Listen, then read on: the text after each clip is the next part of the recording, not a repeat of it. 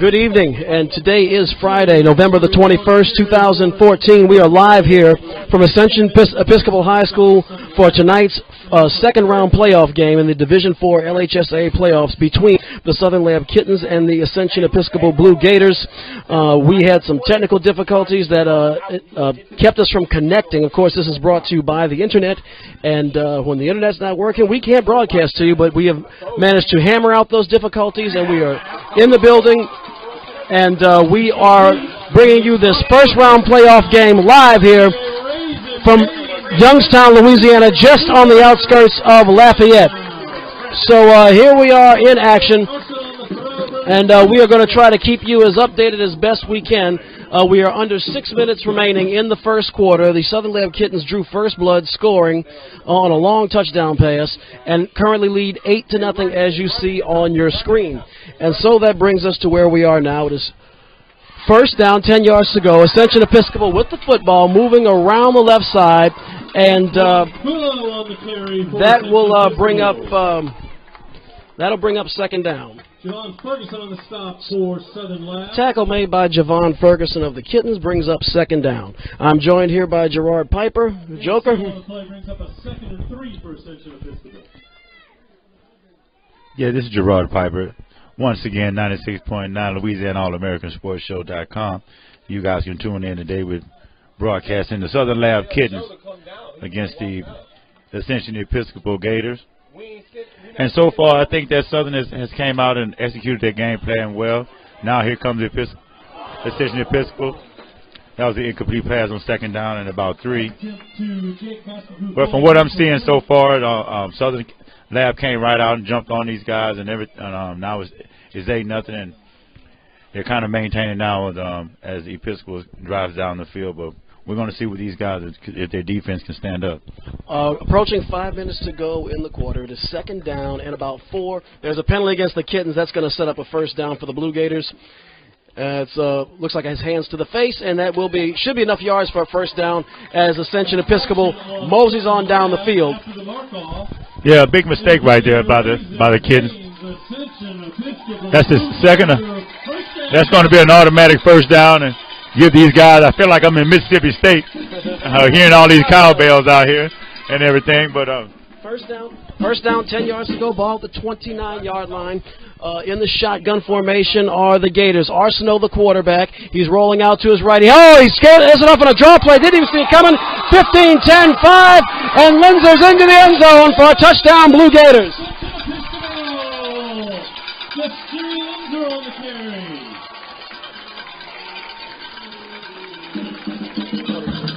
December Linzer was on the carry. Nice draw play that time. They caught the Southern Lab Kittens. Not paying attention that time on the defense as the quarterback rolled out to the right and gave the ball out to the running back, and he was able to run down the sideline in for the touchdown. So that was quick. And the Ascension Episcopal Blue Gators, there was when you see a 13-seed advance, sometimes there's question of whether or not belong. I think they very quickly prove they do belong right here as they get ready to try for the 2-point conversion. Arsenault in the shotgun formation. He rolls out to his right. Arsenault floats one right there to Linzer, and he drops the ball. Incomplete. And so where it stands, it is the Southern Lab Kittens 8, the Ascension Episcopal Blue Gators 6. You are watching Southern Lab Kitten playoff football on Louisiana All-American-Sports.com. Yeah, boy. That was a big play that time. The ball was knocked down by number 20, Malcolm Hall. Very good defensive play. I thought it was a good thing that Ascension Episcopal came down and kind of answered the Southern Lab Kittens by coming down and putting the score up and being able to try to stay inside the game. But on that drive, Southern Lab allowed a couple of first downs, big third downs that was converted. That kept the momentum going for the Ascension Episcopal. Then they gave him a first down on the penalty. And those type of things, you know they lead to. We have talked about this all year long, that penalties will kill you, turnovers will kill you. And Southern Lab is one of the more disciplined teams in single-A football, but they committed a no-no there, and the Blue Gators made them pay for it. Yeah, they did. So they was able to answer. And now we're going to see what the SU Kids come back on there. Actually, it's going to be their third series. The first series they went 3-and-out, but they was able to rebound and come back and put 8 up on the board. So This will be the third time out. And we'll see how these guys look. Quinn Adams set to kick off for the Blue Gators. Deep to receive for the Kittens are Joseph McWilliams and Derek Pate. Here comes Adams approaching up for the kickoff. And you can hear those rattling bleachers and cowbells, and there it is, a beautiful end-over-end kick. It's going to be fielded by McWilliams at around the 16. He's the 20, 25, up near the 30, and his progress will be halted around the 35, 36, maybe the 37-yard line. Not bad at all.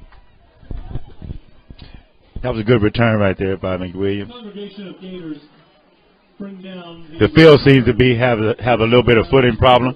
Looks like in the middle of the field, very bad footing. I've already seen a few players that was try to make cuts, slip down and fall down, but hey, it's going to be equal on both sides. So here we go again. So it's 1st and 10. Here come the Kittens. Bladrick Veal, the quarterback. He is a junior. We have watched him grow up before our eyes. He hands it off, and there's the money man, Darby on Profit around the left side, and he's going to push. He's still on his feet. That's a gain of about 6 yards in the play, I would say, and he'll bring up 2nd down. 2nd down and 4. Hey, that's the Prophet man. There he is. The man like he can walk on water. He's the real Prophet. He looked good on that on his first down carry. Got about 6 yards. He sure did, Joker. 2nd down, 6 yards to go. Here come the Kittens up to the line. Trips to the right. One receiver left. Veal in shotgun. He's checking with the sideline. 4:22 to go in the period. Veal takes the snap, steps back, pumps, fires, caught. Oh, Derek Pate, who's usually very sure-handed, goes a little butterfingers and drops the ball. Yeah, it was a mishap. Unfortunate at that time. He was wide open in the middle of the field, and with his playmaking ability, he could have turned that into something big, but hey, don't let it get you down. Go out the field, get ready for the next play. And nothing you can do about that. It's all in the past, and we know Derek Pate has made far more plays than he's blown. So here we go. It's 3rd down. Here come the Kittens to the line. They need 4 yards to get a first. Ball is at the 49-yard line. Those cowbells are something else. There's the handoff, and there's the money man. Darby on Profit. He has money to make. So on his feet. He's the 40, 35, 30, 25, and finally is kind of ushered out of bounds. They're going to mark him at the 27-yard line where it's a 1st and 10 Kittens. Hey, what an amazing run. He was able to actually elude the defender, cut to the right, to escape the defender, and went to the sideline. Amazing run that time by the Prophet man himself. Darby on Profit was money on that play, as he has been all year long for the Southern Lab Kittens. 1st down, 10 yards to go. Ball's at the 27-yard line of the Ascension Episcopal Blue Gators. The Kittens are knocking on the door. There's the handoff. Darby on Profit up the middle. He maybe gained about 4, maybe. We'll see where the ball's spotted. Here, one Profit on the carry for Southern Lab. Number 11, Peyton Adams on the stop. So Darby on Profit carries the ball up to about the 24-yard line. That's a 3-yard gain. Under 4 minutes remaining in the first quarter. Veal checking with the sideline again.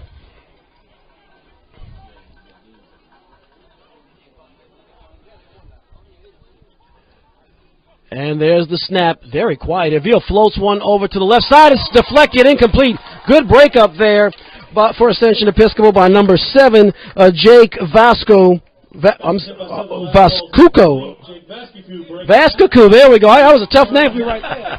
Yeah. Well, we're down here in this part of the country where, the names are kind of a little, Cajun, so to speak. Yeah, sounded cuckoo trying to pronounce Vascuco, but good play by Vascuco. Good job for that young man. And it's 3rd down again. Kittens are definitely in 4-down territory right at this point. Veal in the shotgun. Veal hands off. There's the money man, Darby on Profit up the middle, and ball's loose, and the Gators recover. And it'll be 1st and 10, Ascension Episcopal. Ascension Episcopal. Number 85, Quinn Adams on the photo recovery.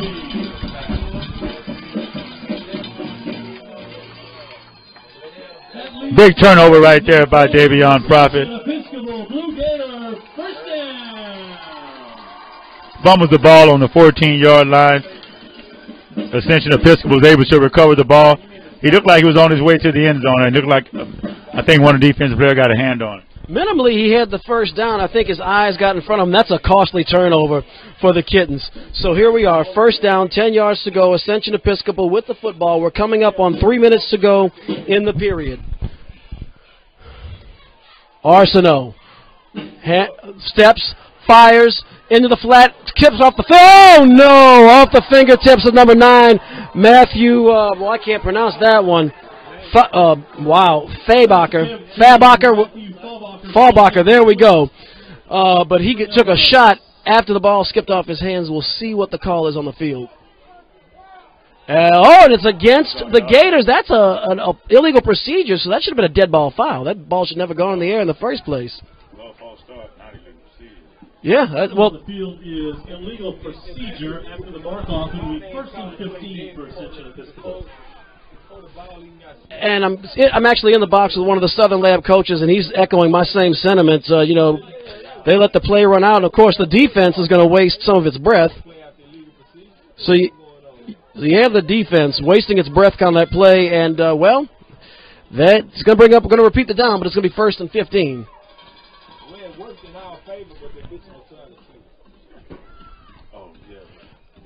And there's the handoff up the chute, and Linzer on the carry, stopped by a Kendall of Kittens in the center of the line. And no gains. The ball's at the 10-yard line. Yeah, 10-yard line is 2nd down now, Eric. And so the Lab Kittens got them backed all the way up into their own territory. See if they can hold the Gators 2 or 3 and out and possibly get the ball back, good field position. So there's the shift. 2nd and 15. Arsenault's flushed out of the pocket. He's forced. He's got a man on him. Goes down. Then that's the correct call. That is the correct call. That is an incomplete pass.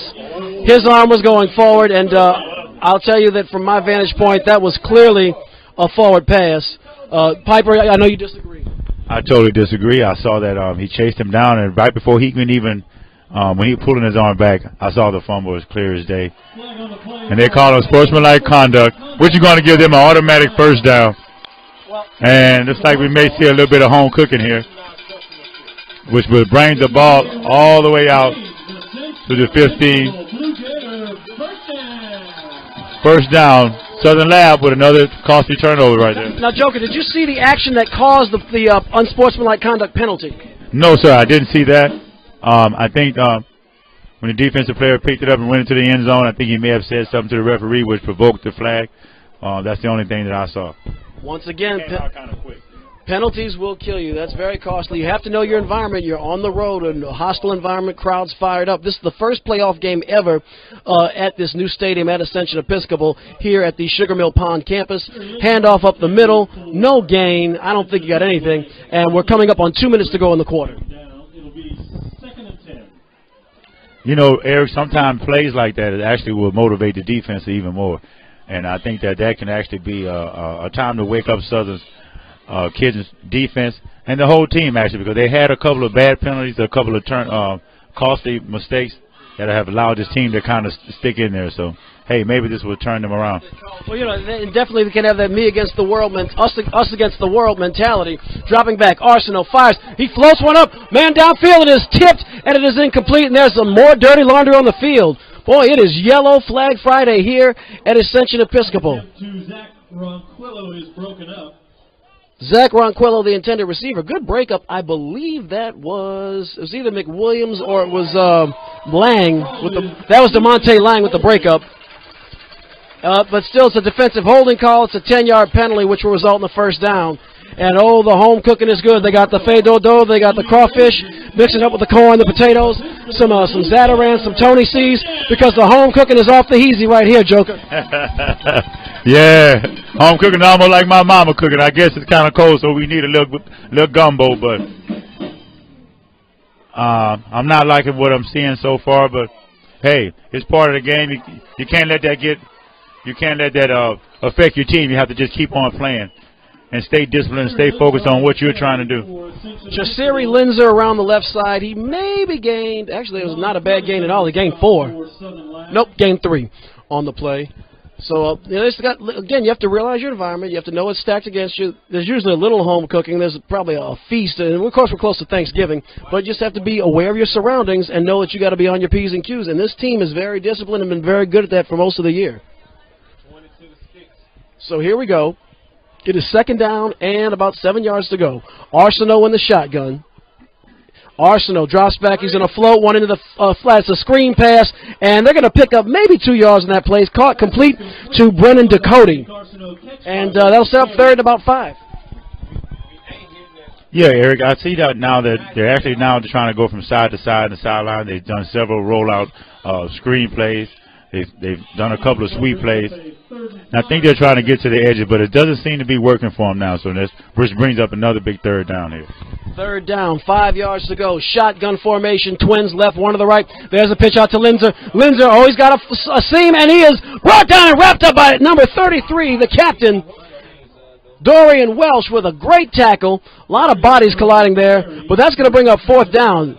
Dorian Welsh is 5'6" at the most, 170 pounds soaking wet. Not even that much, Joker, but he plays with the heart of a lion. That's why he's a captain, and he made that play and saved the 1st down. Exactly. He came in at the right angle, and he delivered a blow. And the running back got up real gingerly that time. Number 23. That was Linzer. That was Linzer. The young man that scored the touchdown. Yeah. Both of them are still out there on the field laying out. Looks like it's some type of leg injury. And, man, that was a good defensive play right there. He came in and at the right angle was able to cut him off before he can get to his momentum built up to get the 1st down. So now it's going to bring up 4th down. That was a pretty violent collision there. Oh, yeah. Well, that's what you have to do here. You have to make a statement. I think the last 2 penalties that were called on the Southern Lab Kittens, I think that it kind of motivated them a little bit. And you have to stay disciplined. You have to stay patient. You can't get out of your element. You know things like this is going to happen. Southern Lab still has the lead. It's only 7 seconds left in the 1st quarter. We're here on the injury timeout. I have a bad feeling that's some kind of a break, because the collision was pretty violent, and you saw his body twist around, and I hate to see that happen to anybody. He's in pain. I hate to see that. Yeah, let's hope this guy is okay. I don't know if it's that or if it's cramps. I see him kind of working it. I hope that's all it is. Yeah, he's kind of working it back and forth.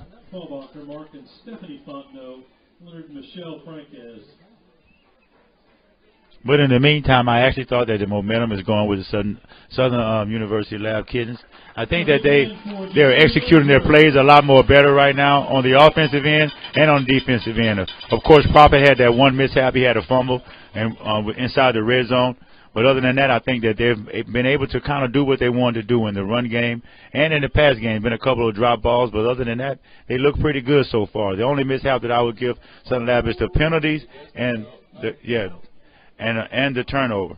That is a big, real big, tough loss. Jasari Linzer probably out for the game, judging by the way he's walking, and he has been most of the offense tonight for the Blue Gators. That's a tough break. That's a tough break for him and a tough break for the Gators. That's the end of the 1st quarter with the score. The Southern Lab Kittens 8, the Blue Gators, the Ascension Episcopal Blue Gators 6. You're watching Southern Lab football on LouisianaAllAmericanSports.com. Yeah, boy.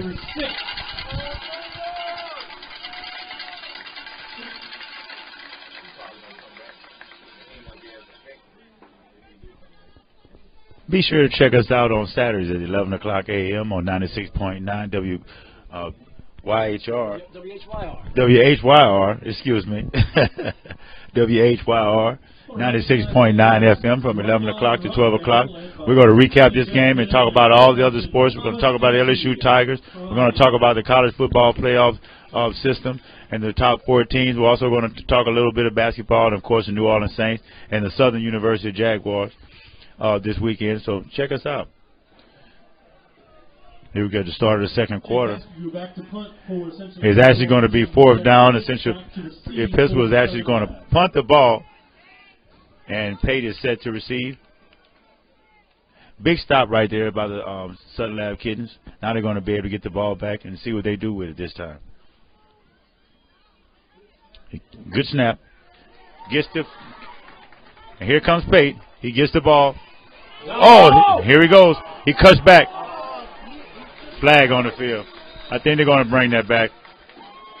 I didn't see a hole, Eric, but flags came from everywhere. It looked like a gang reunion. To quote Granddad Freeman from the Boondocks, that's some old bull jive. Derek Pate actually had a good run back. which will be negated by the penalties, of course. Penalty on Southern Lab brings it back. They have been throwing laundry at Southern Lab all night. To the 35-yard line. Other than that, I think the Kittens have been able to do what they pretty much wanted to do, but the turnovers and the penalties is the only thing I think that's keeping Ascension Episcopal in the game right now. And you can't let a team like this hang around for too long. No, sir. Because things will start, those penalties and those will get real costly. But here we go, 1st and 10. Blackfield looks to the sideline for the play. We have split receivers on both sides. 4 receivers set. He's in the shot. Profit. To the left side and 3 yards on that carry. Which will bring up down at 7. Leo Frank has also helped on the stop. The defense, like they was ready for that play that time. Like they got a hefty dose of profit in the first quarter. So I imagine they'll probably bring more people up closer to the line to be able to try to stop this guy. Patrick Field in the shotgun. Oh. And pass attempt was incomplete by Bladrickville. Seemed to get a little bit confused on that play. And he was able to, he had a receiver on the far side, and he overthrew the receiver, and the ball kind of got away from him. So here we go. Southern Lab facing a very hostile environment, to say the least, the most I've seen in quite some time at a high school football game. Veal back to throw, steps up, looking. He has a man. He has profits. Caught near the first down mark. He's going to be about a half-yard short. Now, the next game I coach will be my first, but if I'm Coach Nick Mitchell, I still say you go ahead and just run. Short of the first down, will bring up a fourth down. Run the. I can't remember the punter's name. Run him out to punt. Run him to kick it away. Sorry about that. I'm stumbling over my own words here. They're going for it. They're going for it. Veal checking with the sideline. I think it's a good call, Eric. I think it's a good call on 4th down. It's a calculated risk. 10 on the play clock. Veal's going to give it to the money man in them. He is money. He's gone. Goodbye. 15, 10, 5. Touchdown, Darby on profit. Southern Lab is now taking a 2-possession lead with 10:18 to go in the second quarter, and they have extended their lead to 14-6. Darby on profit on a what for the moment appeared to be a 46-yard. I'm sorry, a 50. So a 56-yard touchdown run gets wiped out by a holding penalty. They are not playing with them today. And I noticed that these flags are always coming at an inopportune time for the Southern University Kittens. It seems like it's always on a 4th down or a big 3rd down, and then all of a sudden here comes the flag. So sometimes I don't know whether to blame the Kittens or to blame the other team, but I'm kind of leaning towards a little bit of home cooking here. Oh, I would too, because we've watched these Kittens all year long, and they have not committed this many penalties. Not stuff like holding, and there's no reason for them to have to commit these many penalties. They're too good of a football team, and I find it very questionable. So now they do have to run Jannard Robinson on the punt. I could not spit his name out to save my life. Robinson out to punt. He's going to boot it away. Nice end over and kick. It's going to go right around the 27-yard line. So we have caught by number 20. Here we go again, another penalty. A 33-yard punt, no return, but the unsportsmanlike penalty makes it almost like a shank. Another penalty is, from my understanding right now, Eric, I think the Kittens have a total of about 8 penalties. And we're only 10 minutes and 12 seconds until the second quarter of the football game. Right? This just in, the 9/11 Commission is now investigating the Southern Lab Kittens for their involvement in the tragedy to go along with all the penalty flags that are being thrown here. I also hear the White House Committee on Assassinations is also checking to see if maybe some of the Kittens were involved in JFK, or maybe at the Ambassador Hotel back in 1968. This is ridiculous. I know coaches have to be very careful with what they say about officials. Well, I do not. This is an abomination of a game being officiated. They are throwing flags for anything and everything that they can, and it's clear. We've watched this Lab Kittens team all year. They are not this undisciplined, and I have not seen this many penalties, and the refs are just a little too trigger-happy, in my opinion, in a game of this importance. You hit it right on the head, Eric. I see that the Southern Kittens was able to kind of, the coach brought them over, and they gathered on the field as a team, and I think he was able to try to remind them of what they're trying to do here and be able to keep their cool with the play calling, and don't get into it. The referees, just stay disciplined and stay with your game plan. You have to just something that you have to be able to overcome. That's all you can do, Joker. Yeah. But at the end of the day, it's a conspiracy. I don't know where Jimmy Hoffa is. Yeah, maybe Jimmy Hoffa might be buried here at Ascension Episcopal, for all we know. So here we go. A gain of about 3 yards on the play, on the run. And that'll bring up second down. Under 10 minutes remaining in the half. And this has been interesting, curious first half, to say the least. Shotgun formation. Arsenault and shotgun. Trips to his left. One receiver right. They're sending the house. It's a weak side blitz. Arsenault fires out to the flat, and it is caught complete, and he is tackled. He doesn't get much. It's complete to Brennan Ducote. He maybe gained 2 yards. The kids now are putting a lot more pressure defensively-wise on the offensive line. And what I think Coach Mitchell is trying to do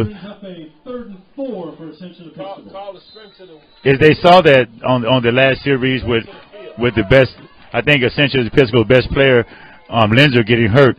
Now Southern is starting to play a little bit more aggressive. They're starting to take them a lot more chances. They're starting to blitz the quarterback more because their star players out the game. So why not blitz him? It limits the options, fires. Exactly. It limits the options of the opponent. Exactly. So great game plan, calling right here by Nick Mitchell to be able to start putting pressure on these guys, bringing another guy inside the box, keeping 8 and 9 inside the box, and it seems to be working. So that's what's going to bring up fourth down.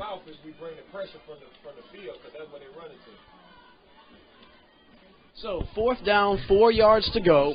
And here come, although it looks like they're going to kick it away. I think that's the wise choice. Of course, they might want to kick away if they're smart, because we know that Derek Pate can house it if possible. So here we are. Matt Kelly on the punt. Oh, so that's not Matt Kelly. High snap. That's Jake Vascucu. And he's going to kick it. It's going to bounce. And, it's going to take a very favorable bounce for the Blue Gators and rest at the 14-yard line. So that is a 38-yard punt, no return for the Kittens. First down and 10, Southern Lab. Yeah, Derek Pate is actually a good return guy, but that time he made a mistake. He let the ball carry on for an extra 10 yards, which kind of cost the Kittens this time. So now the ball is on the 19-yard line. So he got a little nervous there. Yeah, he got a little nervous. I think that he kind of misjudged it a little bit, but, hey, when the ball was right there, it's best to go ahead and fall on the ball or pick it up. So it'll be first and 10. They hand the ball out to Prophet, and Ascension Episcopal was able to stop him for no gain that time. I know there have been penalties called. There's been a lot of questionable penalties called, but I got to say, for a 13-seeded team, this team came to play. I think they came to play, but I think that the penalties and the couple turnovers has kind of kept them in there. I haven't really seen them move the ball. I'm not really too impressed with them. It's just they have good field position so far because of the penalties, and they've been able to maintain drives strictly because of penalties. So here it is. Bladrieville is on the run. He has a guy open. That's Xavier Bell with the catch, and he's still on his feet. He steps out of bounds. But still, great play. A lot of time. Good protection there from Bladrieville, and he was able to scan the whole field, go through his progressions, and find Xavier Bell. That was a very mature play by Bladrieville. Very mature play. And you were talking earlier about the maturity that we've seen Bladrieville have, especially the last couple of years that you guys have been covering him. And I see the poise, and that's what I like about him the most. He doesn't get rattled. He keeps his eyes down the field, and he was able to keep his concentration and deliver the ball on the money. Veal is like, he must be frozen Veal because he is Joe Cool. 3rd and 4. Veal looking. He has a lot of time. He's going to heave one down the field. Oh, and wide open. Wide open was number 7, Kirtland Williams. Instead, it's incomplete. They're going to have to run Jannard Robinson out there to punt. He was wide open, but Bladrieville put too much mustard on that hot dog. Well, that's more like a jumbo frank or a hot sausage po' boy. Too much there and incomplete 4th down. Incomplete fourth down. I like the play call. Take a chance and try to hit him down the field. I actually thought that the ball, it kind of carried a little bit, but I think the receiver may have kind of lost it in the lights or misjudged it a little bit and went at a wrong angle and wasn't able to bring the ball in. So it's fourth down. The Kittens punt the ball. Uh-oh, it touched it. Fall on it. Fall on the ball. Get. And, well, it looks like the Zebras didn't. In the land of Gators and Kittens, the Zebras have the last call, and it looks like they didn't see it that way. I thought it looked like it grazed one of the Blue Gators, but that ball's going to be spotted at midfield, 1st and 10, Ascension Episcopal. Exactly, Eric. The ball actually, the punt returner tried to run up toward the ball, and the ball actually looked like it grazed him on the side or on his thigh. And the Kitten player actually didn't get it, but the ref wasn't going to call it, I don't think, anyway. But be that as it may, it's 1st and 10 for the Ascension Episcopal Gators. They have the ball at midfield. Their quarterback is in a shotgun formation with trip receiver. He hands the ball off to the running back, and they met him right at the line of scrimmage. And the Kitten actually came up with the ball.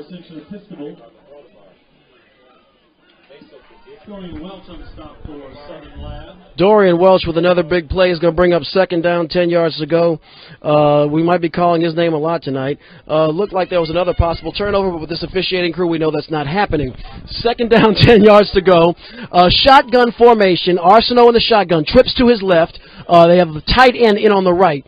Arsenault fires, looking for the screen. He's going to try to go down the field. He has a man open. It is caught. It's caught. What a beautiful catch by number 20. And Dakota drops the ball. Good eye there, Joker. I thought he had it in his breadbasket, but Dakota couldn't hang on. That's one of the few calls that the Kittens have had go their way tonight, but comes at a big time, and that will bring up 3rd and 10. Very good defensive play right there. The guy was wide open, but the defensive back was able to stick his hand in there, and that's what shows good technique. He was able to knock the ball, and the ball touched the ground, so they call the ball an incomplete pass. That's going to bring up 3rd down now for Ascension Episcopal. He's looking to the sideline to see what the play call here. So Jake Arsenault is going to step up to the line of scrimmage. The junior, 6'4", 174 pounds, trips to his left. Arsenault rolling. He's under pressure, and he is brought down and wrapped up like a Christmas present and sacked by big number 80. Carl Patrick Ozan, and we've called his name a few times over the last few weeks, and he is brought down, wrapped up, sealed, down you go, 4th down, and they, in all likelihood, should be sending Vescuco out to punt. Hey, once again on this series, the Kids have been able to put a lot of pressure on the offensive line, and defensive line has been doing an excellent job of getting penetration and putting a lot of pressure on the quarterback. I think with their star player that's got hurt and he's out of this game, it's just allowed Southern defense to relax a little bit. Relax a little bit and be able to go in and be able to stop that play. So the punt was collected by Derek Pate, so it's now a Southern ball. They have the ball at the 27-yard line, so it's going to be 1st and 10. 5 minutes and 38 seconds left here in the 2nd quarter, and you're listening to Louisiana All-American Sports Show. So it was a 23-yard punt, no return. Ball will be at the 27-yard line of the Kittens. And Bladrickville looks to the sideline for the play. He has two receivers to the short side, one receiver to the far side of the field. Davion Prophet is in the backfield, offset. Gives the ball to Davion Prophet. He comes right up the middle. Gets about 6 yards. Which is going to bring up 2nd down and about 5 yards. Ball is at 31-yard line. Bladrickville's in the shotgun once again. And here we go. Veal checking with the sidelines. He steps up. Twins left, twins right. Prophet the lone setback. We are under 5 minutes remaining in the half. Veal drops back to throw. Excellent protection. He's going to go long. He throws down the field. And Xavier Bell has it go off of his fingertips, incomplete. And so that will bring up 3rd down. Good pass attempt that time by Bladrickville. He actually got the ball out there good. Looked it really good, but the guy was double covered. Both of them went up for like a jump ball, and hey, it was good defense that time by Ascension Episcopal. This is going to bring up 3rd down and 5. Big play right here. I'll tell you, this PA announcer doesn't play. He's encouraging them to make those noisemakers, bring up those cowbells on 3rd down. Joker, you're right. I feel like I'm in Starkville, Mississippi right now. So here we go. We have twins to the right, 1 receiver left, I formation. Kind of an unusual formation here. Or more of a standard slot. Anyway, Veal hands it off. There's the money man, Darby on Prophet. He doesn't make it. He maybe gains maybe 4 yards, and he'll be 2 yards short of the 1st down. They should be running Jannard Robinson out to punt 4th down. Good defensive stop right there by Ascension Episcopal. They needed that stop right there to be able to try to get the ball back before halftime. It's going to be under 4 minutes when they get the ball back. And we can see if they can maybe try to go ahead or maybe pull a little bit closer, take the lead. This is kind of surprising. The Kittens are going to go for it. Again, the next game I coach will be my first. There's the snap. There's Prophet. He's got it. I should have known better. He's still on his feet. He's at midfield. He's at the 45. He's at the 35, and he's brought down around very close to the 30-yard line of the Blue Gators. So that was just the spark that the Kittens needed. Looks like Coach Mitchell knows what he's doing, Joker. Hey, that's why he get paid the big money and we in the press box. Good call. Very gutsy call right there. Being only up 8-6 with 4 minutes left, but I think Nick Mitchell knows that he didn't want to give these guys the ball back. He wanted to actually go down here and show these guys, punch these guys in the mouth, and be able to score this ball before halftime to try to, shake them up a little bit. And that's what you got to do. You got to outmuscle these guys. There's the handoff. My bad. Prophet actually Prophet on the carry, Camp Juno on the stop for Ascension Episcopal. Gain about maybe 3 yards on the play, and that'll bring up 2nd and 7. And they've been running the ball, just giving it to Prophet, which is a good thing. This guy here is starting to wear the defense down a little bit. He has amazing cuts move. He knows how to follow his blockers real well, and he's able to cut on a dime, Eric, and it's just amazing. Here he goes again. They give the ball to Davion Prophet. And he rumbles forward all the way. Looks like he has a 1st down.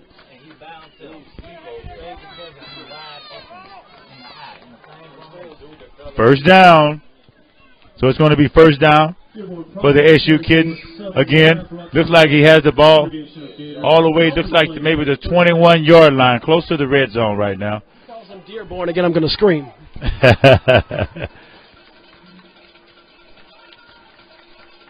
Bill giving the offensive line to play. He gets up on the center. Here it is. Uh-oh. Breaks down. Here it is. Cuts back. Touchdown. That was Joseph McWilliams with that touchdown. Big. So he had Prophet. Their lineup getting ready to stop Darby on Prophet, and bam, Joseph McWilliams hits him up. That's the thing. This team has got such a variety of weapons. Now, Darby on Prophet has been like a man possessed a young man possessed the last couple of weeks with his consecutive 200-yard performances. But look, they have more weapons than that. You got McWilliams. You got Pat Green. You got Xavier Bell if you want to run him. You can always end around to Derek Payne. They have a host of weapons. These Gators have just seen the tip of the iceberg. And I think also they have very good coaching. They have very good coaching. 2-point conversion is good. That's going to make the score 16-6 with 3 minutes left. That's why I thought that 4th down call was such a big play, to be able to not give Ascension Episcopal the ball back before halftime to try to give him any type of confidence.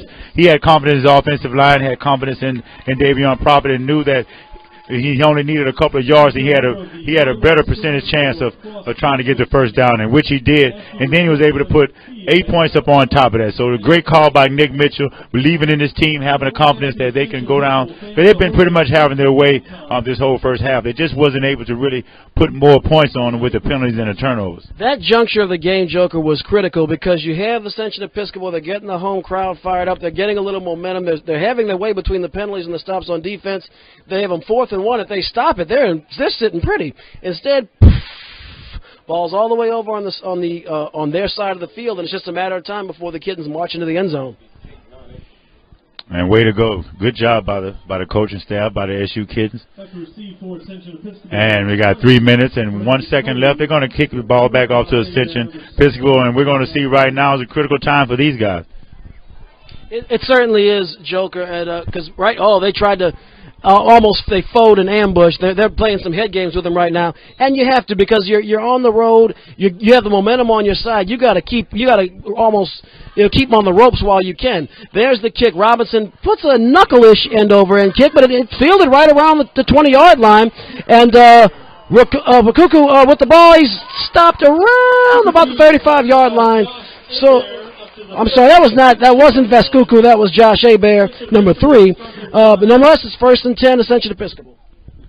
Oh, yeah, to piggyback on what you were saying, Eric, I mean, like you said, this is the great late, not the great late, Jim Morris said, this is playoffs. This is the playoffs. So, hey, you got to throw everything but a kitchen sink. You know, every idea that you had or everything that you have right now, you have to leave it all on the field. So I don't blame him for going for 4th down and doing certain things right now. But, you're trying to get to state, baby. And that's what it's all about. So we got 1st and 10. Ascension Episcopal has the ball. Here in the shotgun. He passed the ball. He tips it. Oh, and the receiver was able to actually catch the ball off the tip. And it's going to be a negative play. Looks like a loss of about 3 yards. But Southern actually tipped the ball in the air, and before the defensive back can get the interception, the receiver came up with the ball, and they actually awarded him 1 yard. So it's going to bring up 2nd down and 9. Very alert play by Jake Vescuku. Yeah, very alert play right there.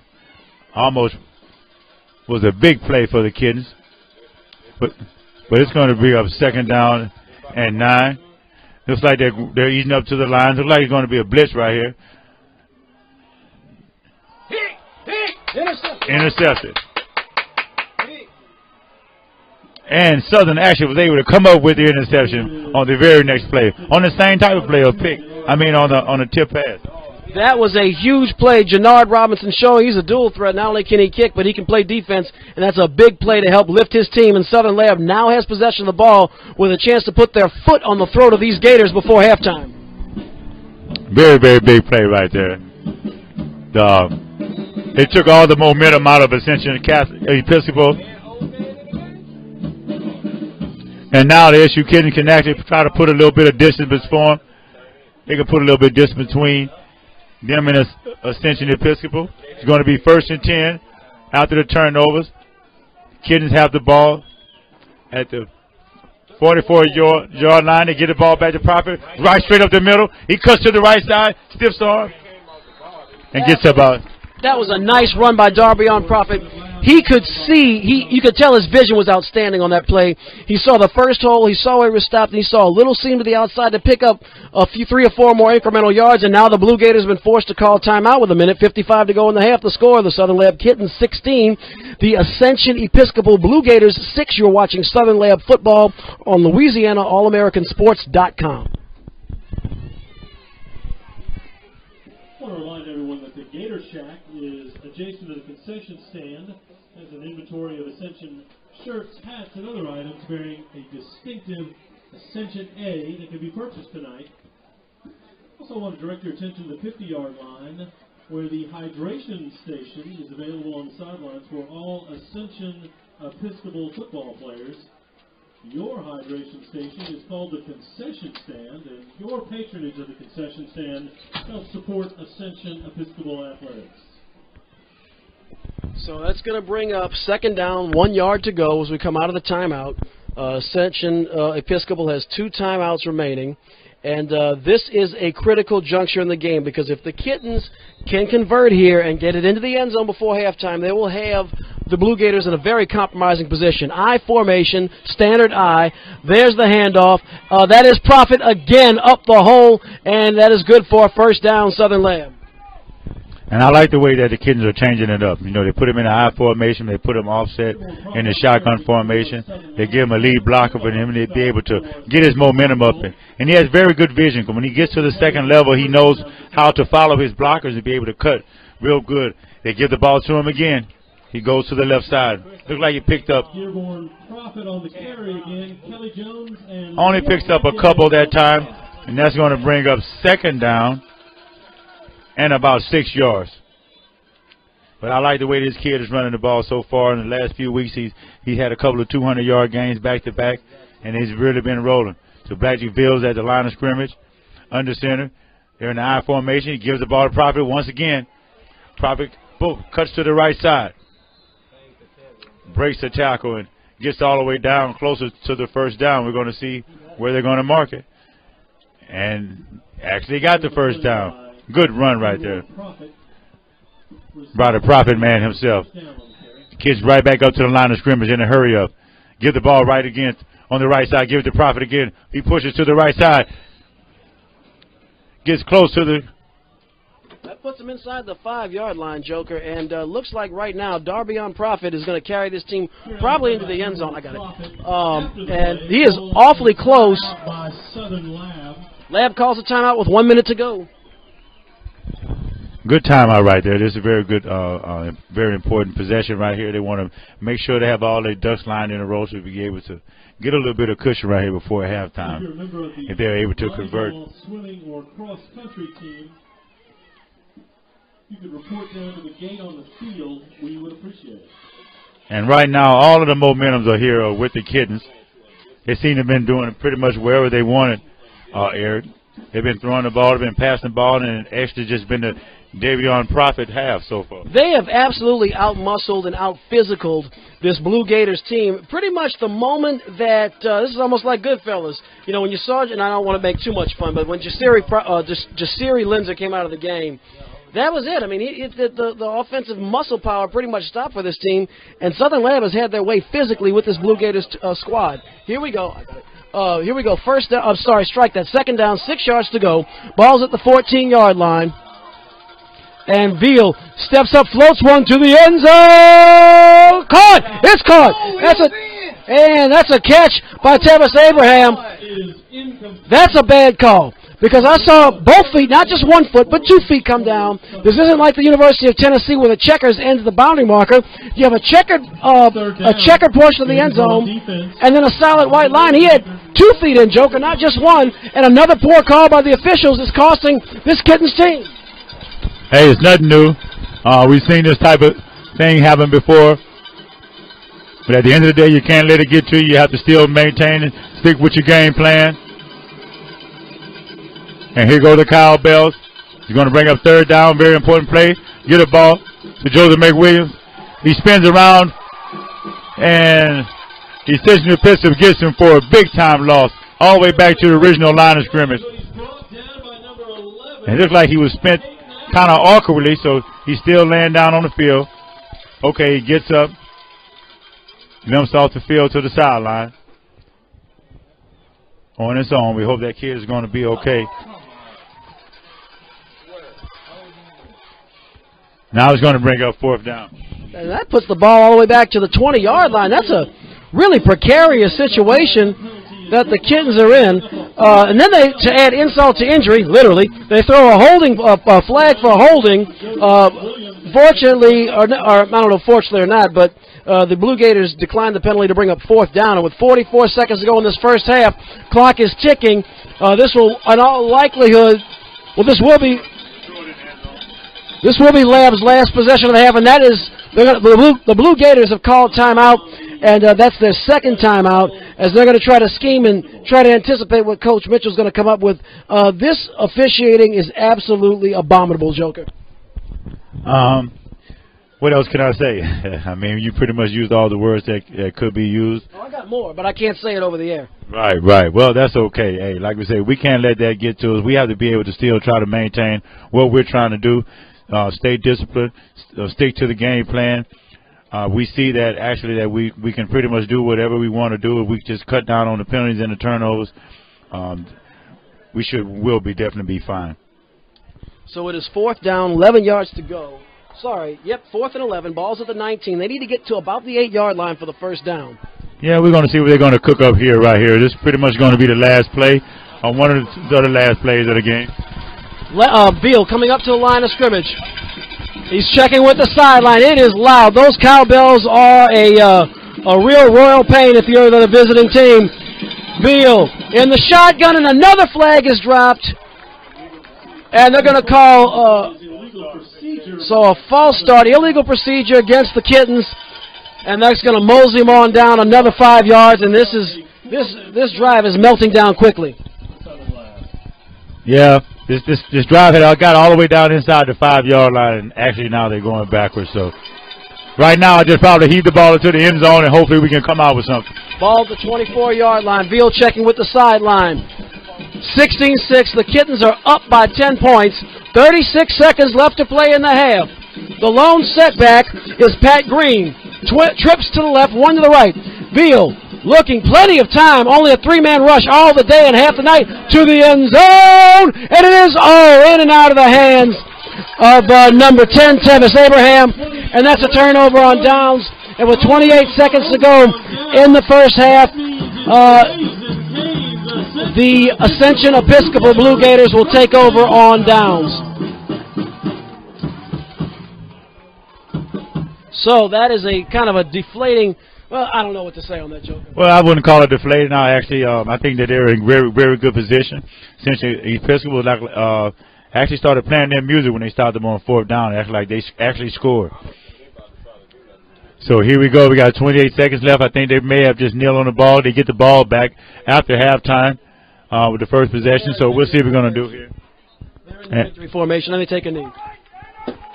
So that is the end of the first half. The score, the Southern Lab Kittens 16, the Ascension Episcopal Blue Gators 6. You're watching Southern Lab football on Louisiana All-American-Sports.com as we have reached the halftime.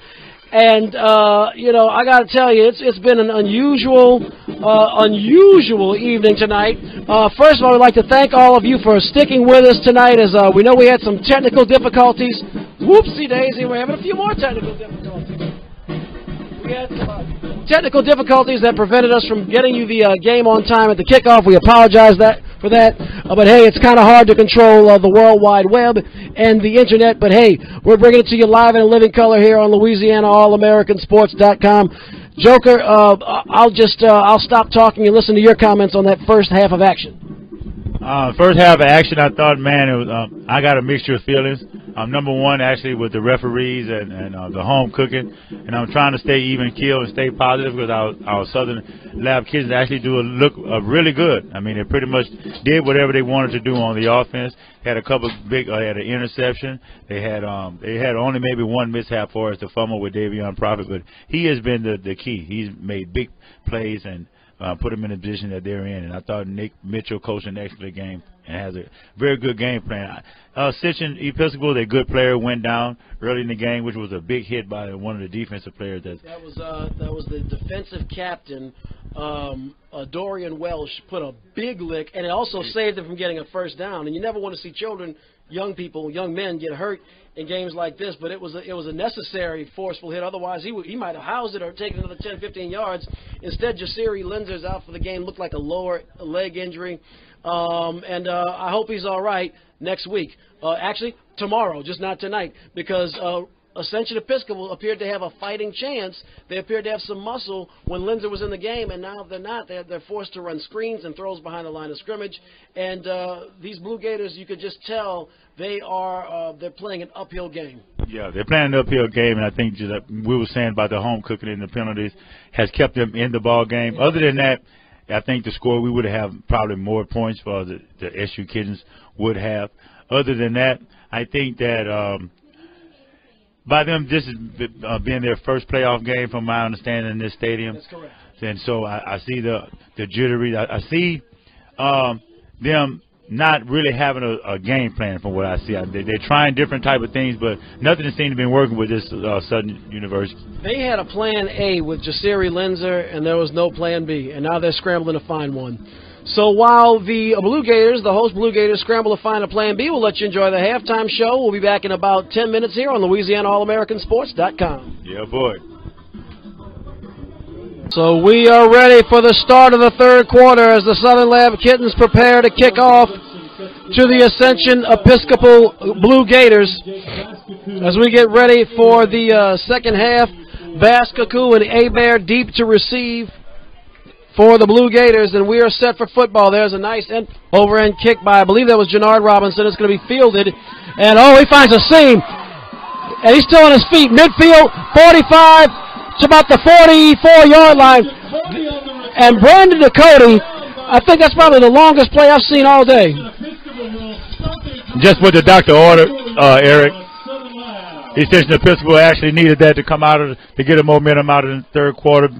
In the first half, they was absolutely ran over, absolutely manhandled in every phase of the game. The only thing kept them in it was a fumble by Prophet in the red zone, and the penalties at inopportune times that kind of kept them in here. So they needed that momentum to keep to start the second half. So here we go, 49-yard line of the Kittens, 1st and 10. Quarterback rolls out, throws the ball out to the flat. The guy's wide open. Gets the ball. He cuts across the field to the 30, to the 25, to the 20, to the 15, to the 10. He was able to get him before he gets to the end zone. Looks like the ball all the way down to about the 4-yard line, Eric. Zach Ronquillo with that looked like about a 45-yard reception. And now all of a sudden the Blue Gators now have breath back in their lungs. And just like I was saying, with the momentum, they came out with a big big kickoff return to midfield, and was able to get a big play out the flat by Zach Ronquillo.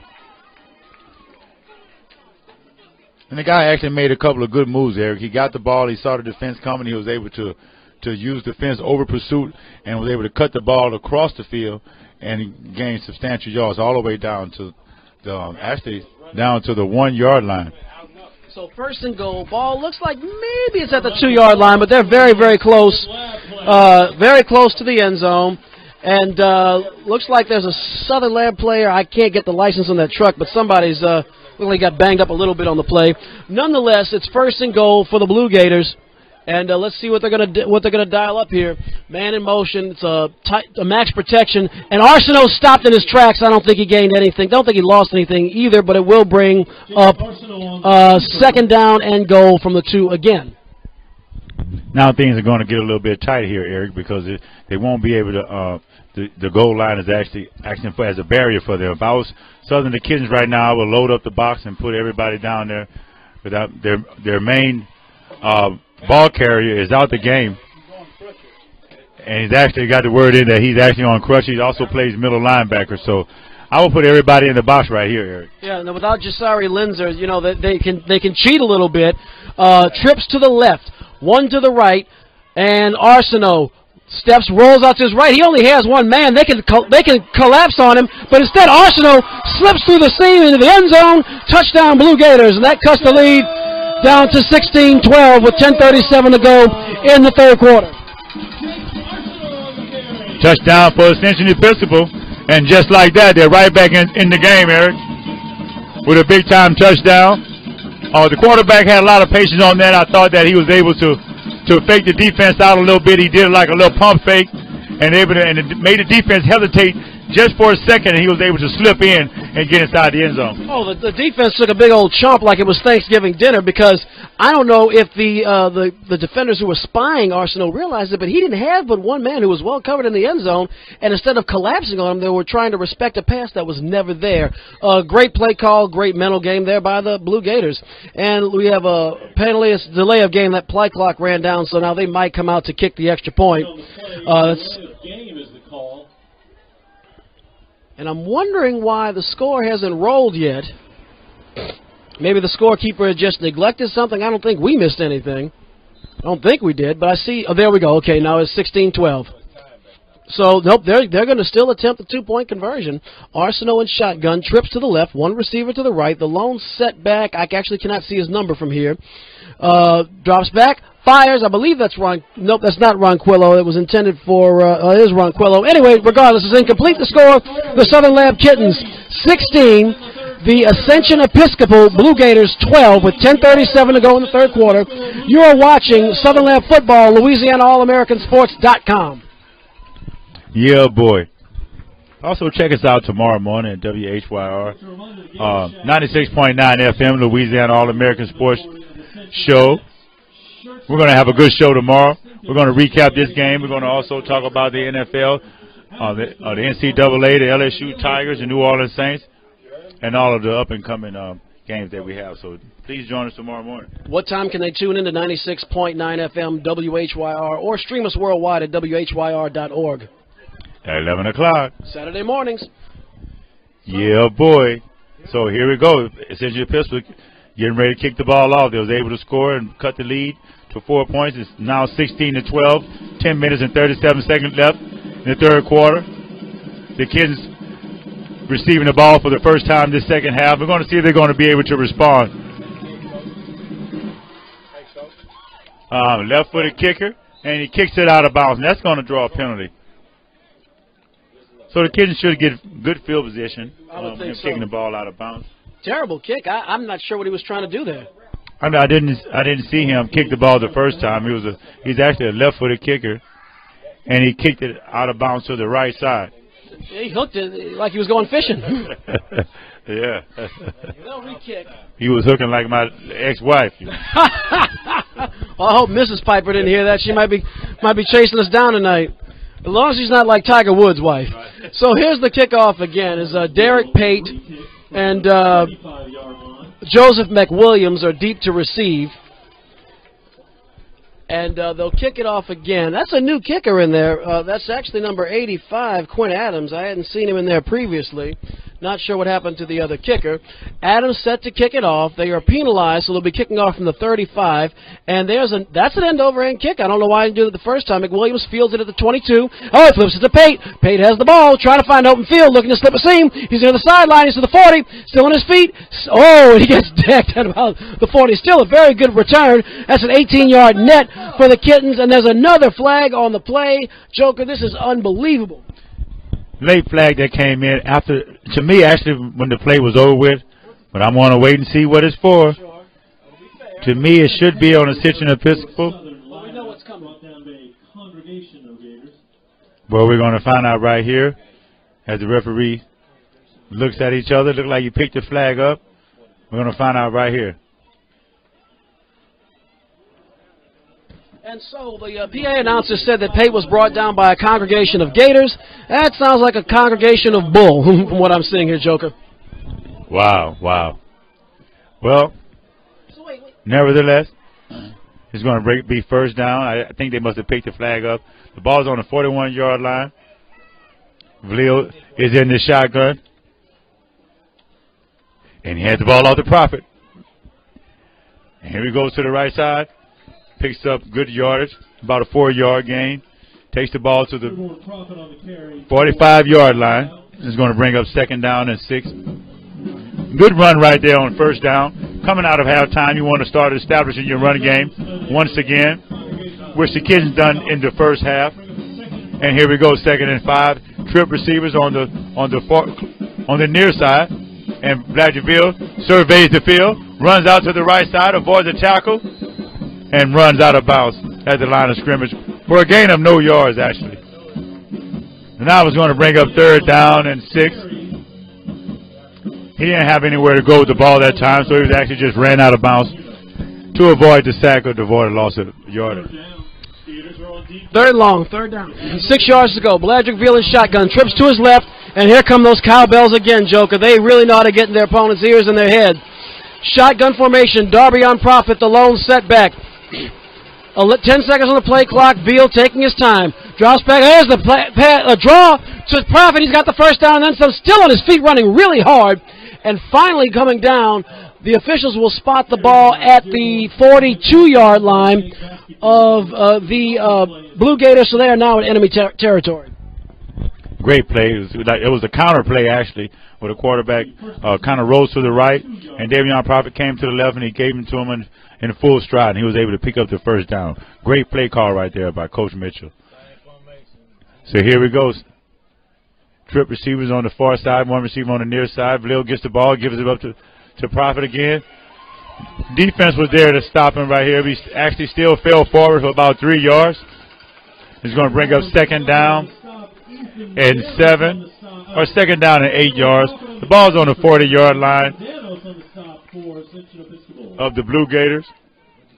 And the Kittens are driving the ball, and they're moving the ball pretty good now here.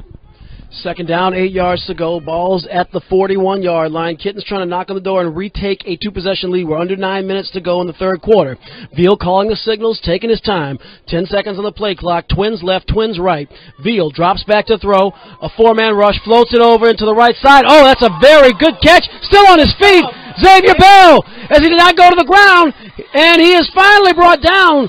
What a play by Xavier Bell. He made a catch. He was hit the legs, and instead of hitting the ground, he caught himself with his hand. That's incredible. Got up on his feet and ran down the field all the way into the red zone. Amazing play right there. Great play by Xavier Bell. He actually, when he caught the ball, he actually fell on top of the receiver, and he's still not down. He put his hand on the ground, was able to spin. Great reaction. And now he has the ball inside the red zone. His first down, he gives the ball to fakes it. Actually, Veal fakes it and goes to the right side. He gets no room. He's stiffed on the defensive back and got out of bounds for about a minimum of a 2-yard gain. So that's going to bring up second down. And now they're hurry up offense. They hurry up and get back to the line of scrimmage.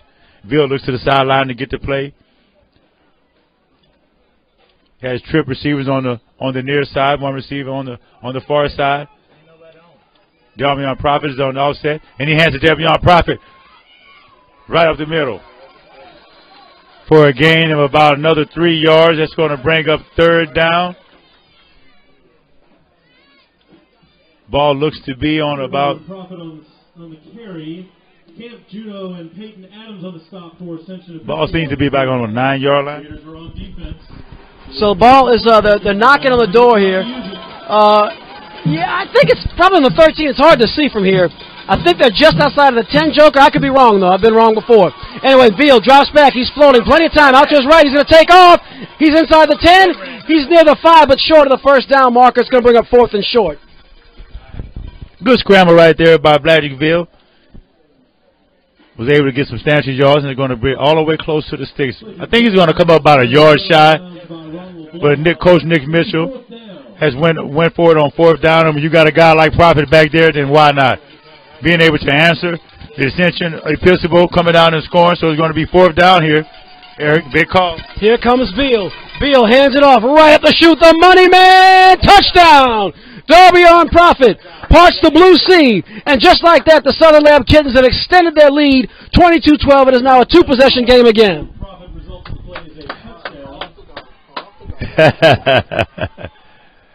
Great call right there. Now was able to answer the Ascension Episcopal Blue Gators when they came out and scored, and now big series for the SU kids to be able to go down and answer. First possession of the second half. Long drive. We have 7 minutes and 41 seconds left in the third quarter. And Mr. Darvion Prophet, the man himself, turning water into wine once again. So, 7:41 to go, and looks like that ball was shanked by Jahan Ferguson, so it will be a 10-point lead. The score, the Southern Lab Kittens 22. The Blue Gators of Ascension Episcopal 12. You're watching Southern Lab Football in Louisiana, allamericansports.com. Yeah, boy.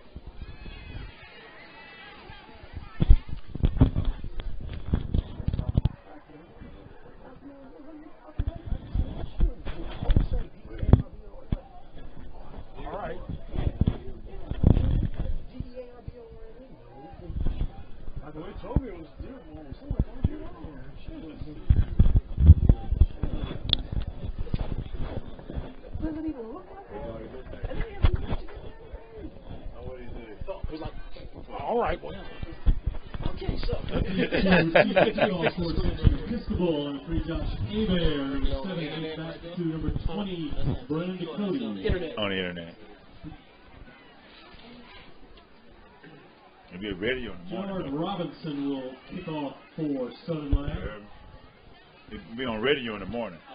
Well, I mean, we'll do a broadcast. We'll rehash this game. We need to try it. We need to try it one time. We need to try it one time.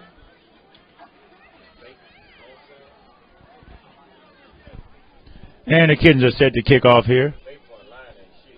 Ascension Episcopal waits to receive, and flags. Looks like it's going to be offsides, maybe on the kicking team. We'll wait before we get the the penalty. And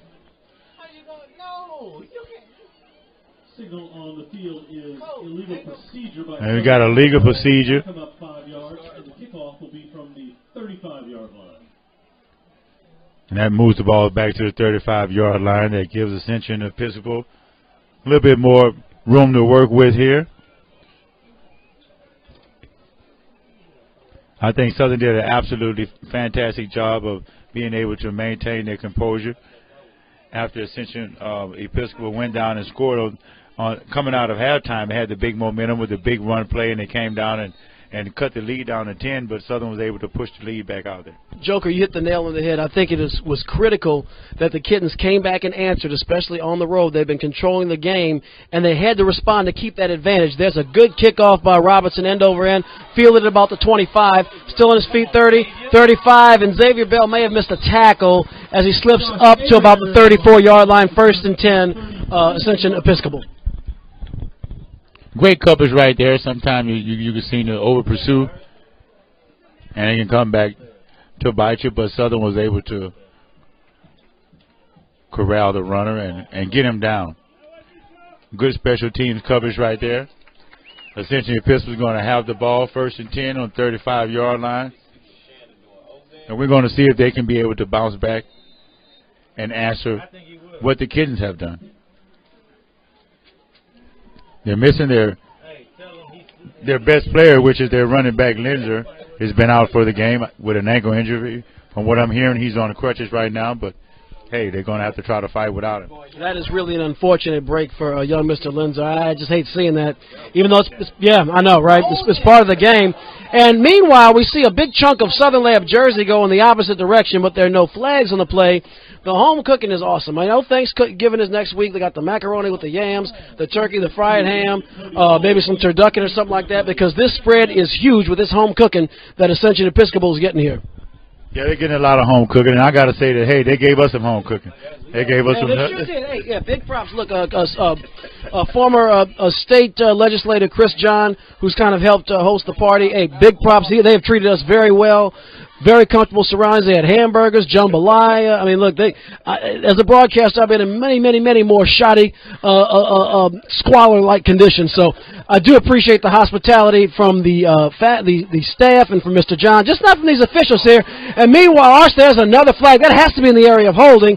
Arsenal's flushed out. If that's not against the Blue Gators, I'm gonna jump through this window right here, Joker. That was an obvious hold. He was right in front of the referee. I think he had no choice but to call that. The quarterback was in real trouble,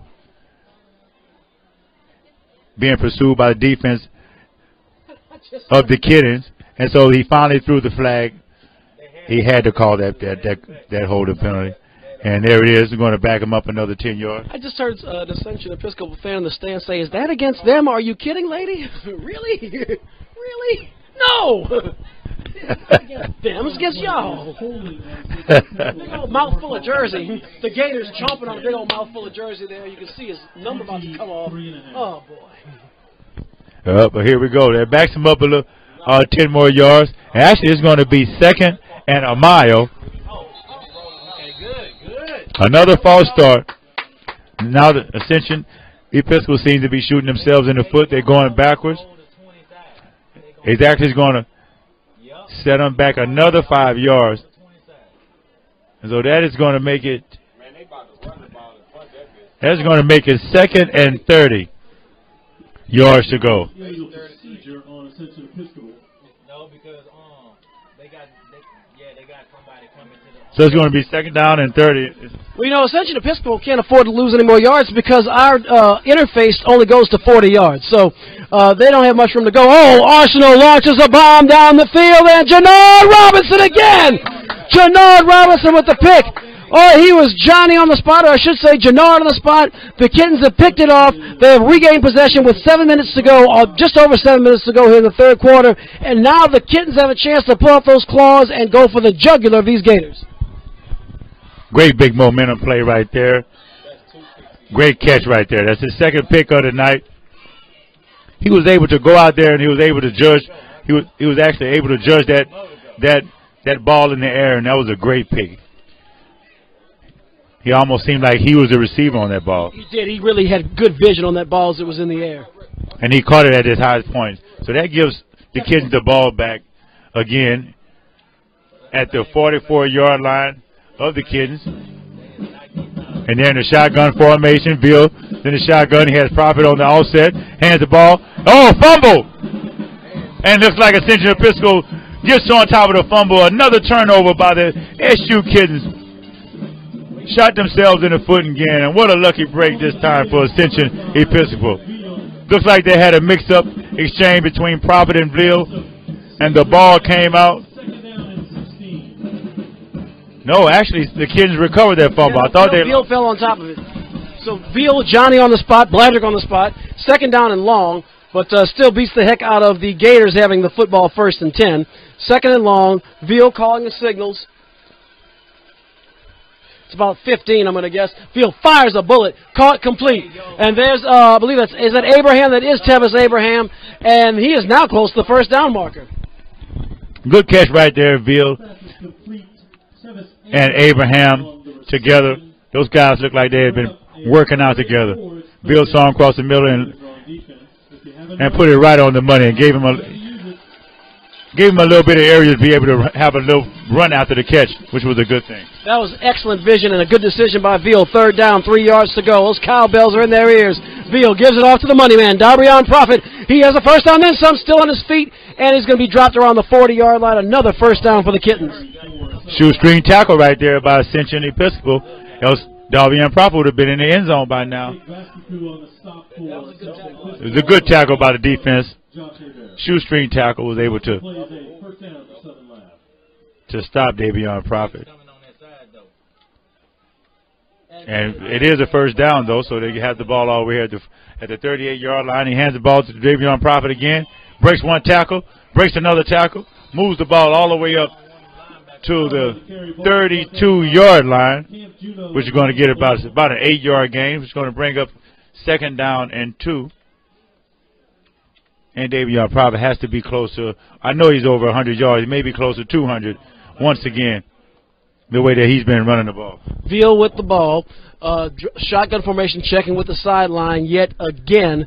Coming up to the line. This really is an opportunity as we approach the 5-minute mark in the third quarter for the Kittens to put this one out of reach. Veal drops back on his feet, fires, caught near the sideline. Complete. Abraham going to roll near the sideline. It's another first down and 10 for the Southern Lab Kittens as they're getting closer and tightening their foot and putting their foot a little bit more in those Gators' necks. I'm very impressed with the SU Kids right now. They seem to have it really rolling. They're bringing the passing game, and they also have the running game. It's kind of keeping the Ascension Episcopal on their heels. They don't know if they're going to run the ball or pass the ball, and they're keeping it very conservative, making it very easy for Bladrick Veal, and he looks very comfortable right now. So here we go again. Bladrick Veal in the shotgun. This time he hands it off to Prophet. Prophet right up the middle. Shoestring, another shoestring tackle was able to stop Prophet that time. But he gets the ball all the way down, close to another first down, right at the inside the red zone. We'll see where they spot the ball, Joker. It's about 2nd and 1. Looks like that's going to be at about the 17-yard line. And we'll see what they have here in this short yardage situation. Veal checking with the sideline. They're just moseying on down, taking their time. You know, they're doing just what they need to do to keep squeezing and squeezing and squeezing their opponent. Second down and 1 yard to go. Veal with a little bit of time. Now he's flushed. There's a flag in the area of holding, so Veal's going to run. He thinks he has a first down, but I'll bet you dollars to donuts, Joker. That's coming right back. You best believe you could they're bringing that one there back. I think Coach Mitchell has been doing an excellent job tonight. I didn't really too much agree with that play call. I think that they should have ran the ball that time. Prophet has been doing an excellent job. The offensive line has been pushing these guys off. I understand he may have tried to come with a little wrinkle to catch them off guard, but right there I would have ran the ball. No, I agree with you. You know, Veal had the first down. The problem wasn't with the play. The problem was with the dirty laundry on the field again. I mean, this is just incredible. They've got to be in the neighborhood of 20 penalties by now. And having watched this Southern Lab team all year, I'll tell you that is a factor of the officiating staff, not the execution of the kids on the field. Veal steps up to the line of scrimmage. Those cowbells are ring-a-ling-a-ling, and there's 7 men in the box. They're showing possible blitz. They do. They're going to send 2 men. Both outside linebackers blitz. It is caught complete. Kirtland Williams drops the ball. And the whistle's blowing. Oh, I'll tell you what. The whistles just blew in time because number 20, Brandon Ducote, his eyes got as wide as the day. He thought he was taking it to the house, Joker. Yeah, he thought he had an easy one there, but to no avail. That's going to bring up 3rd down and extra long right here. And that's the only thing that's been keeping these guys in Ascension Episcopal. It has been penalties at the wrong situation. Now they're actually going from being able to score to now it's going to be 3rd and 20. Yeah, you know, it really hurts when they're coming at the times that hurt the most. You know, I just think that the referees are calling it tighter for the Kittens than they are for the Gators. Beal rolling out to his left. He looks, he goes to the end zone. Oh, just overthrows Kirtland Williams, number 7. And now the coaching staff has a big decision to make. You know, with it being this long and up 2 possessions, do you bring Jannard Robinson out, try to pooch it and pin him inside their 5-yard line, or do you go for it? It's a low percentage play if you go for it. I would actually go for it. The defense has been playing pretty good right now. They don't really have a good kicker on the special teams. We know that with SU Kittens. So why not? I mean, I would actually go for it. And it looks like they are going for it. And here's Veal in the shotgun, checking with the sideline. 15 seconds on the play clock. He's got plenty of time. It's 4th down and very, very long. About 20 yards to go. Veal fires. End zone, long bomb, it is caught! Is it caught? It's caught! Touchdown Southern Lab Kittens with 3:55 to go in the 3rd quarter. Tevis Abraham went up and made a leaping catch. And once again, Joker, we see why I am not the coach, as they have gotten that touchdown. That will extend the lead 28-12. The Kittens are now up, let's 2 possessions. It'll be 3 possessions should they kick the extra point or get the 2-point conversion. Let's see what they're going to do. They're going to go for 2. So let's see what we got here, Joker. That was absolutely huge. And for the first time in this game, you have heard nothing but silence out of this Ascension Episcopal crowd. Shotgun formation. Prophet the lone setback. Veal, plenty of time. Only a 3-man rush. Fires end zone. Caught. Completed. It is caught. It is caught. The 2-point conversion is good. Derek Pate, the playmaker, with the conversion. And so the score is now the Southern Lab Kittens 30, the Ascension Episcopal Blue Gators 12 with 3:55 remaining in the 3rd quarter. You are watching Southern Lab football on Louisiana, allamericansports.com. Yeah, boy. Yeah, boy. What a great play call that time. I think I got to credit Nick Mitchell with that call. I actually want to credit the quarterback that time. The play before that was the 3rd down play. He had a wide receiver that was open in the end zone, but he kind of missed him that time, Eric. But this time he actually eyed the receiver down the field and actually put the ball up where the receiver can make a play on the ball. And that's what you want to do. It's 4th down, at least try to allow your player to be able to make a play on it. And he did that, and they was able to score. So that's actually what, to me, right there, that was one of the plays of the game right there, because they would give them a little cushion and kind of kill the momentum if Ascension Episcopal, ever had it.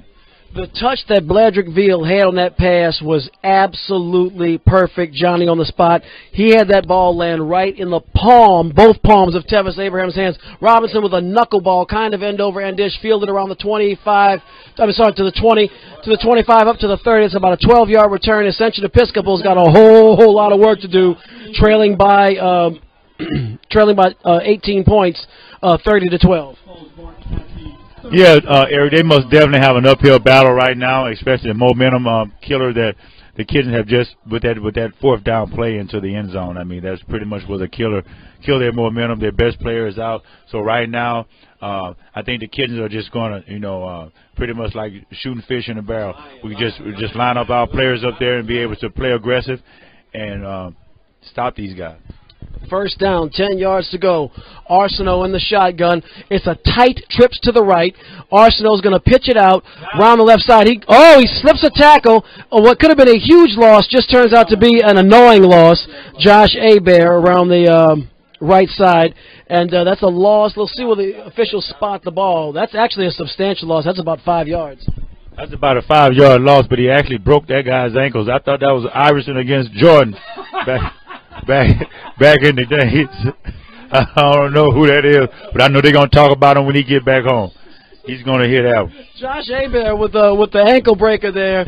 Maybe they should see if this kid can play on the hardwood. Arsenault in the shotgun, trips to the left. Arsenault fires, screen pass over, complete to Ronquillo. He has the ball and he's back just past the original line of scrimmage. Should bring up third and about 8. And now you're seeing pretty much Ascension Episcopal is going to go play it real safe right now. They're just throwing kind of screen pass on one side, on the other side. I think they're playing really conservative. They're just trying to see if they can try to break one and get a big play.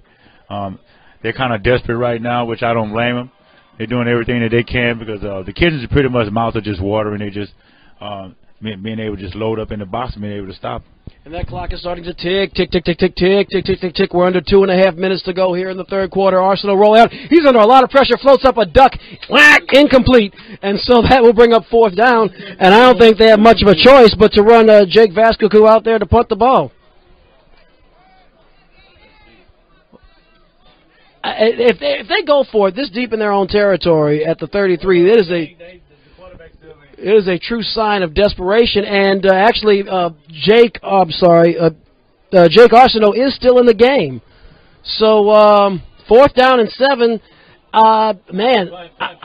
and so they are actually shuffling now.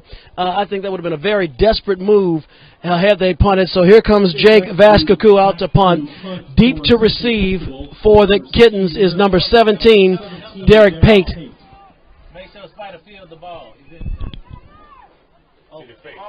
And they're going to fake it, and it is caught, and it is complete. And that was the perfect time to try it as he moves up the field, and they are into enemy territory.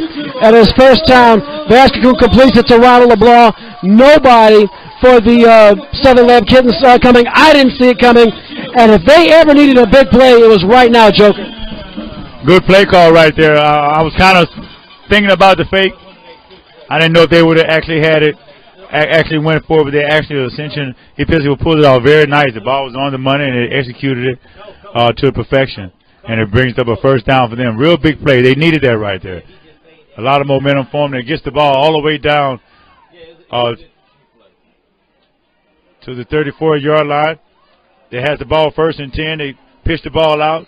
Here comes another flag. We're going to find out right here. But it looks like it may be a face mask or a defensive holding, just from my observation. But we're going to wait. And here we go, personal foul, face mask on the defense. That's going to be a 15-yard penalty. That's going to move the ball all the way down to the 21-yard line. And that's another first down for the Gators. And I think that this game, Eric, I've seen maybe at least 5 occasions, maybe 4 or 5 occasions where penalties have given them first downs to keep the drive going. To call these penalties questionable, probably a personal foul for, I don't know. I mean, maybe it was, maybe it wasn't, but again, it just seems like almost every throw. Oh, it's a halfback option to the end zone. Oh, what a catch. What a beautiful catch by number 20, Brandon Ducote. That's going to put the ball right around the 6-yard line. And Ascension Episcopal just there, almost Forrest Gumping their way into staying in this game. Yeah, I think right now they're actually celebrating like they actually scored a touchdown and they won the game. It's a minute and 27 seconds left in the third quarter.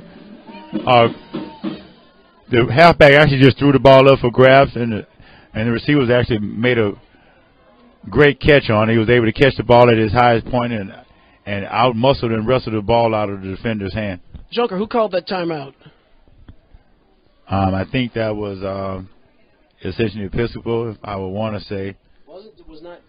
Y'all didn't call timeout. Y'all didn't call timeout, huh? Okay. That's got to be Ascension Episcopal. I think so. I think there must be an official timeout here. Coach Mitch, who called that timeout? Okay. They did.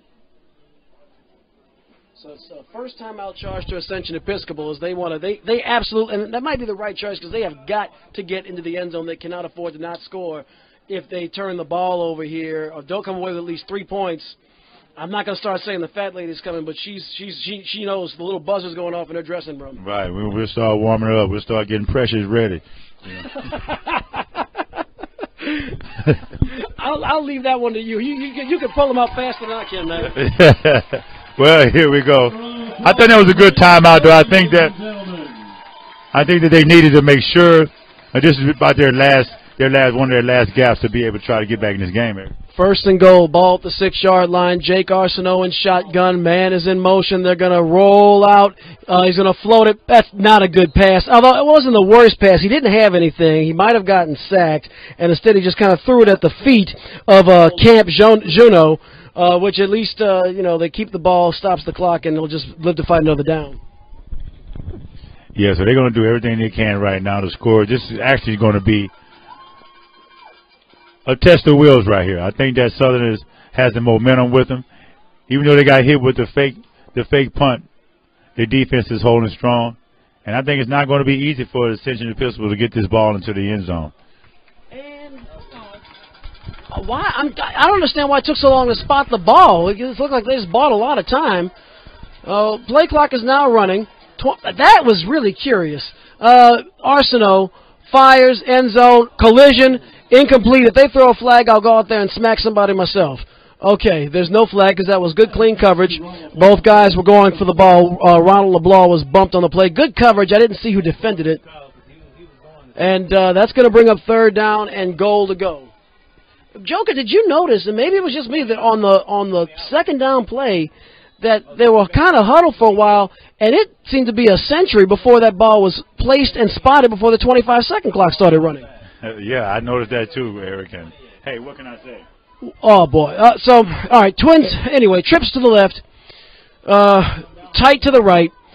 Arsenault drops back. He's under pressure, fires into the flat. There's a flag on the play. That looked like a push-off, but, I think it's probably against Southern Lab just because. Kind of like...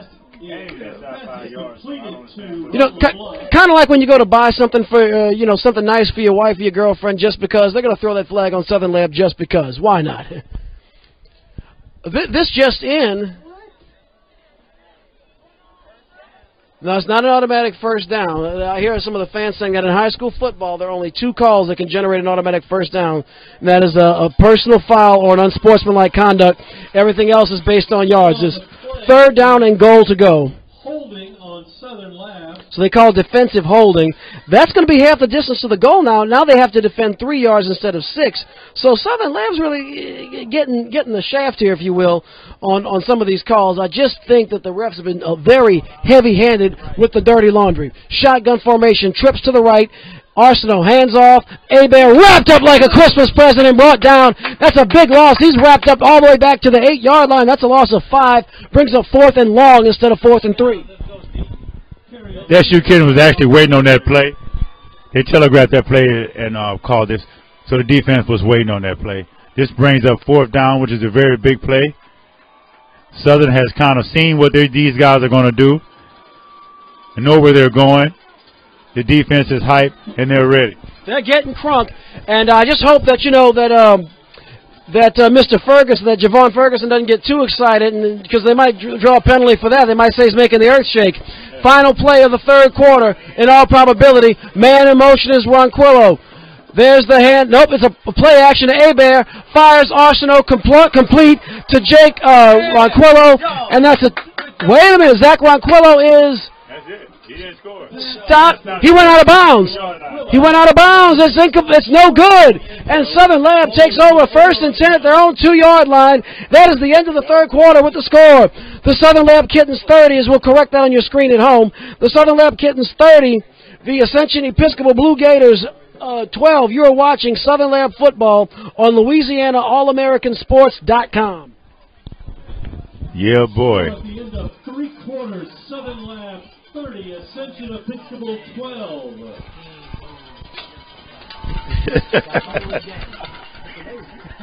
The whole game. Like rushing 50 yards, passing 30 yards, penalties 150 yards. Now we're in the 4th quarter. Great defensive stop that time by the SU Kittens. Ascension Episcopal would like to thank the Regional Medical Center. Ascension Episcopal Solutions for their medical partnership. got that down there on the key play on that possession was a fake punt. They was able to keep the momentum going. Then they got another penalty. They got them close inside the red zone. But the Kittens defense was able to stand up and be able to stop them on fourth down and turn over on down. The fake punt was a very creative play. They caught the Kittens at the right time. It's about the only play where they move the ball in chunks without the aid of the Zebras. But, you know, I guess one thing that any coach at any level will tell you is you have to count on a call or a non-call from the officials to win a game you already lost. And this is just one where the Southern Lab Kittens are catching all the bad breaks. But you know what? They're up by 18 points as it's 30-12. This just in. I'm hearing that they're reopening the Abraham Lincoln assassination and investigating some of the Southern Lab Kittens, and there might be some penalty flags thrown for that too. So it's going to bring up first down, 10 yards to go for the Kittens. They're at their own 2-yard line. They got to be careful with the football. Really, all they have to do is not turn it over and bleed the clock a little bit, and that clock is. Fumble on the play by Southern Lab is recovered by Southern Lab. And it looks like a poor snap. I didn't even see the exchange, but it will bring up second down. It looks like the Kittens were able to recover it very quickly. So I guess that's one way to not turn it over and bleed the clock, but the best way to... and Darby on Prophet. That wasn't... Javon Ferguson with the run. That happened before I could even adjust your down and distance at home. Ferguson got the ball and just trucked to the left side. Big gain, and now Southern Lab is out of harm's way. We'll adjust your screen at home momentarily. It is first down, 10 yards to go for the Kittens. Ball is at the 22-yard line of the Kittens. They're going to hand it off to the money man, Darby on Prophet, around the left side. He's still on his feet. He's got first down yardage, still on his feet at the 40, all the way up to the 42-yard line. A 20-yard gain by Darby on Prophet. Prophet on the carry for Southern Lab. Great way to be able to get the ball in deep inside your own territory. Now you got a lot of breathing room. This can be the momentum killer right here, especially if you're able to take this ball, stop them on one end from scoring, and be able to take this ball over 90 yards and put the ball in the end zone. Then that kind of puts the stake into the heart of the enemy. Yeah, I think we'll have wallets and boots from the Gators if this keeps up, if the Kittens can get into the end zone. First down, 10 yards to go. Veal, there's the handoff again to Darby on Prophet. He's got a big hole. He's past midfield to the 40. He's to the 45. He's to the 30, 35, 25, 20, 15, 10, 5. No flags on the field. That might be the backbreaker, folks, with 10 minutes and 40 seconds to go in the ball game.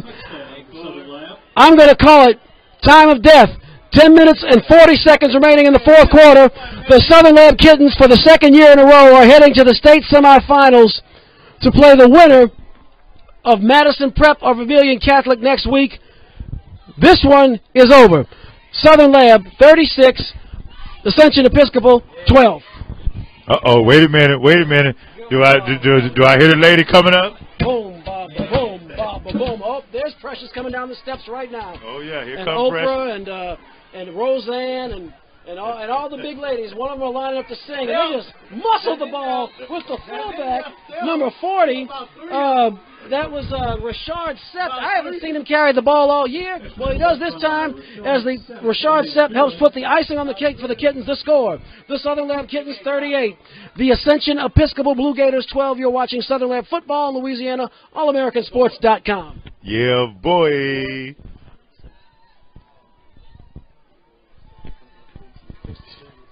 What a great run right there by the Prophet man himself, man. He acted like he looked like JC himself. He was walking on water. You know what I mean? He was skating and sliding, turning water into wine. Great run right there. But I love the way this guy knows how to get when he gets in the open field. He knows how to run behind his blocker. He knows how to hit that sideline and take the right angle. And then he turned on the speed, and it was all over from there. So that's pretty much is going to do it from what I've seen. Some of the Kittens have been able to do everything that these guys wanted to do. They showed me something in the passing game. They showed me in the running game, of course, with the Prophet man himself being able to go at least, I know he's over 200 yards rushing, probably for the third week in a row. And these guys look good tonight, except for the penalties, except for the couple of turnovers, which I don't give too much blame to them because this has been a road game, and the officiating wasn't that stellar, but it was questionable. But one thing that I think that it does, sometimes when you have to overcome that, when you have to overcome obstacles and you have to overcome rough stuff when you're on the road, I think that builds character. When you're able to withstand that and still come together as a team, it doesn't matter how the opponent's home crowd is treating you. It doesn't matter how the opponent's officiating crew is treating you. If you're able to overcome that and stand together as a team, I think that it builds a lot of character. It builds a lot of confidence, and it builds a lot of momentum to you for the next week. To be able to not let that get you out of your element and rub you the wrong way as a team, because a lot of times that frustration can throw your game plan and can throw your whole team off. Final score, Scotlandville Hornets 27, Thibodeau 15. That score is final. Wow, so Scotlandville looks like they're going to advance this week. That's a good thing. Good local area Baton Rouge team. So here we go. We got 10 minutes and 33 seconds left in the fourth quarter. The SU Kittens are up 38-12. We have another score. This might be a little bit of a shocker. In the fourth quarter, Brother Martin 25, Catholic 7. Wow. Another score for our regular Louisiana All-American Sports regular, a regular program we bring you. Not looking good for our friends across the river. Port Allen trailing a meet 27-7 at the end of the third quarter. Yeah. You have any other scores, Eric? Fumble. We got it. In the fourth quarter, the Jesuit Blue Jays 13, St. Thomas More 6. And it's still frustrating here. It looks to be a fumble. Referee called the ball down. So Ascension Episcopal maintains possession here, which is going to bring up second down and 6 yards to go. They have the ball out here at the 33-yard line. Interestingly, for our Louisiana All-AmericanSports.com regulars, the Pelicans, Port Allen Pelicans, their one touchdown was a touchdown pass from Alex Hebert to Telson Allen, the spark plug. So big shout-out to young Mr. Allen, as it looks like the Pelicans they're in a big hole tonight, but Telson Allen, again, still stands out as always. And Telson Allen, that guy always seems to come up with big plays every week. Very phenomenal player. Has speed, has size, has a lot of agility. Yeah, he impresses me a lot.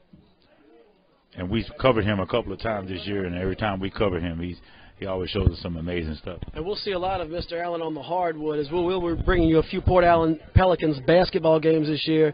He is as good as he is a football player. He's even better as a basketball player. I keep saying, your mid-level or your mid-major schools, small programs, you need to be looking at this kid because he can help you all out. Penalty call on the field is holding against Ascension Episcopal after the... They actually called a holding penalty against Ascension Episcopal. Wow. Let me move out the way. I don't want to get hit by no lightning. And with that penalty on Ascension Episcopal, the House Select Committee on Assassinations has dropped its investigation into the Southern Lab Kittens. I think they just kind of is going to just take their fate. They're going to just take their fate. They actually put up a lot of enthusiasm here. The cooking that we got here was good.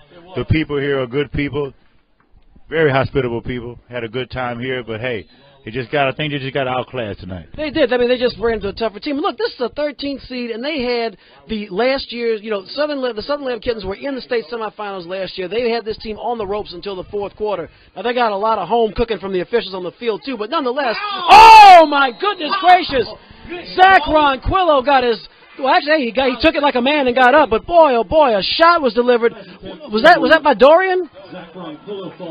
I believe that was who was that? I think it was Dorian Welsh who just delivered a shot to Zach Ronquillo. To his credit, he was flat as a pancake and popped right up like a man, but oh my goodness, that was vicious. That was vicious. Don't kill him. Let him live. If you kill him, he won't learn nothing. But it's going to bring up fourth down. They have no choice now. Actually, they look like they're going to punt the ball. They actually punt the balls to the SU Kittens. Derek Page is waiting on the pass, and there he is. There he is, the spider. He come across midfield. He got a wall. There it is. There he is. Derek Page. There he is. Where he cuts the ball. Touchdown. No flags on the field. 3-yard Punt return for a touchdown by Derek Pate for the second week in a row. Derek Pate slams the door on a playoff opponent. And if you didn't know by now, you better recognize the Kittens are headed to the state semifinals for the second week in a row. And they're putting everybody on notice here in LHSAA Division IV football. Turn out the lights, the party's over. They say that all good things must end. Call it a night. The party's over until tomorrow starts the same old thing again. That will do it, folks. Veal into the end zone, a fade route for Cortland McWilliams. It's no good. Doesn't matter the score. The Southern Lab Kittens 44, the Ascension Episcopal Blue Gators 12. You are watching Southern Lab Kittens playoff football on Louisiana All-AmericanSports.com. Yeah, boy. What a game. Great showing.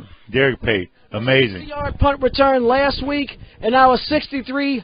Take it to the hizzy this week to put the cherry and the icing on top. What a performance by these Kittens. Great performance by these kids. Now I think Nick Mitchell should probably take his starters out, rest them for next week, getting them ready. Let these other guys get a little bit of game experience. But what an awesome performance. These guys held in from a lot of bad officiating tonight. They had a couple of bad penalties on the defense to give the other guys a little bit of momentum, but they stuck with the game plan. They stayed disciplined. They stayed in control and stuck to the game plan and was able to come out here with the victory. Very, very impressive. I like the maturity of these guys, and I like how these guys withstood all of the opposition that they had against them tonight, Eric. You know, as I was saying before Derek Pate housed it, these Blue Gators had these guys on the ropes going into the fourth quarter.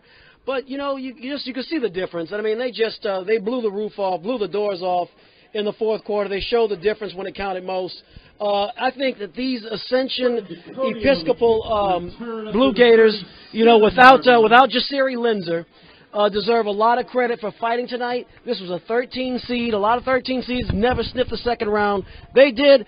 Look, if they're going in a certain direction, if they're going the right way, they had their first ever playoff win this year. They're hosting their first ever playoff game tonight.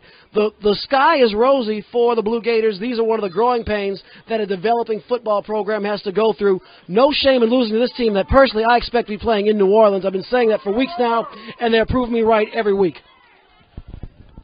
Good job. Good job, Nick, to Nick Mitchell, also to the other coaching staff for calling the game. Coach Mike DeSarmo, who was very helpful in getting us information on the team tonight, very responsive.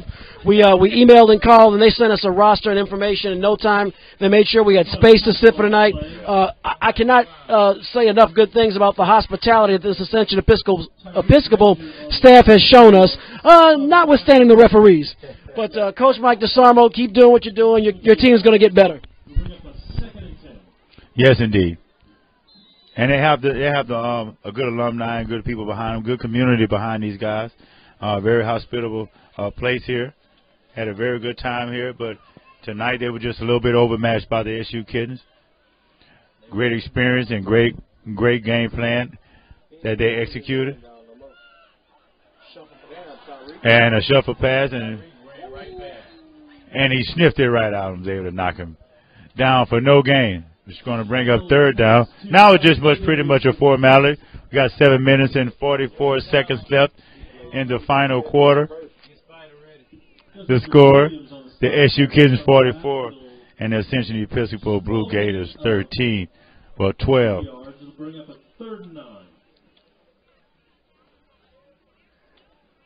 And Eric, I think right now a lot of a coach can be proud of these guys and the way that they played tonight and the momentum that they have. And they cut down on a lot of the mistakes. They didn't have a lot of they had a couple of penalties on the defensive side, but on the offensive side they actually didn't have too many penalties. And I think they're getting better and maturing every week, you know, coming up and at the right time in the playoffs. Looks like that congressional committee has reopened its investigation as Ronald LeBlanc was hit hard inbounds, and yet another yellow flag comes out. This is unbelievable. This is unbelievable. Joker. First down. Face mask calls give the Blue Gators a first down, but to no avail. I know Eric right here is he's kind of heated right now. You got steam coming out of his ears, but it's okay. You know what I mean? It's kind of cold, so I need the heat to kind of help fog up the windows. But it doesn't matter how much the referees. It doesn't matter how much the officiating tonight benefits the Blue Gators. It's not going to help them tonight, not at all. In actuality, all they're going to do is get one of these players hurt. Exactly. And poor Zach Ronquillo, he's been smacked a couple of times tonight. Like I said, I'll give him his props. He's gotten up from it, but he's gotten decked. He just got decked again, and you're not helping the cause much. All you're doing is really aggravating. You know, it's like poking a hungry lion, or in this case, a hungry kitten, as you're just aggravating the players on the field with these ticky-tack calls. Exactly, and that's what I said. You're actually just getting your players beat up. And I think that the officiating is starting to backfire because at the end of the day, this game is over. So if you're constantly giving them first downs and the game is essentially over, then you're keeping those players out on the field and they're taking big hits now by the SU Kittens. And so the officiating is backfiring. You should be actually trying to run the clock out and go ahead and get up out of here instead of getting your players, but you're putting your players at risk right now. You've already had one valuable player hurt. Let's not make it worse. And you can tell there's a lot of desperation now as Jake Arsenault heaved up a prayer into triple coverage to Ronald LeBlanc. He's lucky it wasn't a turnover. It's going from bad to worse right now for these Gators. Let's just, as I agree with you, just get the clock down to 0, get out of here, pat him on the back for a great season, buy him some pizza. That's right. Hey. You know, somebody's got to win, somebody's got to lose. Tonight it just was a little bit overmatched. Southern Lab had pretty much an answer for everything. And and here they go. They hit the sideline. And now I think they're just trying to save face. They're playing music. They're celebrating like they actually scored the ball. They got a first down and act like they won the Super Bowl. I think they're just trying to support these children who are let's face it, this is tough. And I think any encouragement, Josh Hebert with about a 25-yard run there, I think they just want to keep their spirits up, I suppose. That's mama's baby. You got that right. You ever mess with an angry mama alligator? You don't want to. She'll take your hand off. Oh, yeah. Kind of reminds me of Miss, we finally got a chance a couple of weeks ago to meet Miss Prophet. Oh, yeah, Miss Darby on Prophet's mother. She was a hoot, and she was a proud mama. I'm proud of my son, baby. Let me tell you. She gave an interview, and you can catch that if you go back to Google or go to YouTube, Louisiana All-American Sports Show from November the 7th. Mrs. Prophet gave an interview at the end of the game that was priceless. She said, I love my baby. If his teammates would listen to the radio, you know they were clowning him. Yes, indeed. We got 5 minutes left. I'm about ready to get out of here. It's a long way back. Yeah, we got a nice little long way back to the BR, but that's okay. Was able to come out here and see these guys put on a show tonight. And now Ascension Episcopal, I think it just maybe kind of want to just put some points, some kind of points on the board just to maybe to save face a little bit. You know, to give the guys a little bit of confidence or whatever. And you guys pretty much going to down there unplug right now. Yeah, y'all going to pretty much wrap it up now. And so you know it's over when the assistant coaching staff starts packing it up. There's not really much more to say.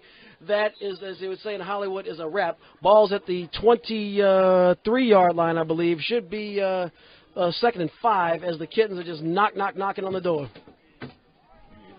I'm sorry, did I just say I mean, it's like the Gators are knocking on the door, trying to tack on one more 6-pack before this 2014 season is over for them. Yeah, great effort. Their first time hosting a playoff game, so they should be proud that they did make it that far. Great accomplishment for this school, and great experience for them. And Ascension Episcopal has just called their second time out. They have one remaining with 3 minutes and 56 seconds left to play in the ball game. The score, the Southern Lab Kittens, 44. We need to fix that on the screen at home. 44. The Blue Gators of Ascension Episcopal, 12. You're watching Southern Lab Kittens football on LouisianaAllAmericanSports.com. Yeah, boy. Yeah, be sure to check us out tomorrow, 96.9 WHYR. 96.9 FM. You too, brother. Congratulations. Yes, sir. Yes, sir. Good luck to you. We'll see y'all next week. All right. Yeah. And we'd like to thank the coaching staff who's joined us in the booth. And really, first of all, it's sharing the booth with us. A lot of coaches aren't too keen on that, but Nick Mitchell has been extra accommodating to us for just about any time we've asked for anything here at Louisiana All-AmericanSports.com. Cannot thank him enough. And thank the coaches for not only helping us out, but giving us a little intelligence along the way. Arsenault looks, he's going to throw, end zone, man open. That is...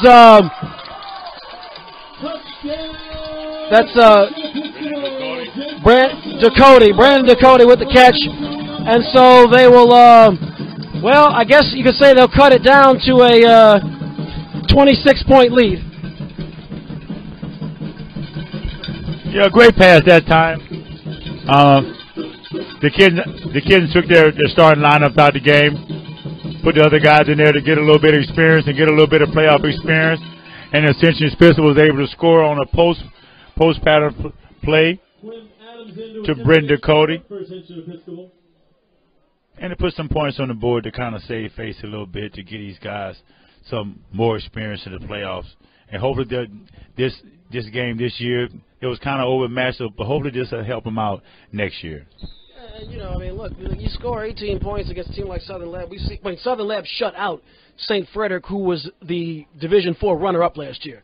You know, that was the team that beat them in 2013. They rematched them and blew them out 53-0.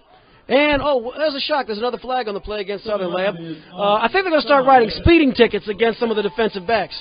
Anyway, Southern Lab destroyed St. Frederick 53-0 in the rematch. This Ascension Episcopal team is not nearly as accomplished as St. Frederick, and they scored 3 touchdowns. I mean, they going into the fourth quarter, this game still had some wiggle room for some doubt.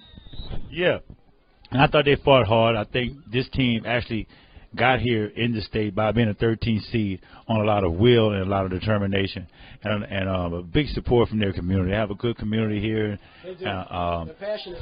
Yeah, very passionate about their team here, their high school team. They came out tonight, supported. They got their cowbells like Mississippi State, and it's a great atmosphere for football. Halftime show was great. Everybody's supporting everybody is great. Great thing here. I enjoyed it. So Quinn Adams' extra point is good. The score, the Southern Lab Kittens 44, the Ascension Episcopal Blue Gators 19, cutting the lead down to 25 points. You are watching Southern Lab football on Louisiana All-AmericanSports.com. Be sure to tune in next Friday, 7 p.m. We'll be bringing you the Southern Lab Kittens. They will either be facing Vermilion Catholic or the Madison Prep Academy Chargers, who we brought to you exclusively for 2 years on Louisiana All-AmericanSports.com. Either way, it's going to be a big battle. Not sure if that's going to be at Doug Williams Stadium or if it's going to be on the road. But either way, you will see Southern Lab football next Friday, the day after Thanksgiving, here on Louisiana All-AmericanSports.com. Yeah, boy.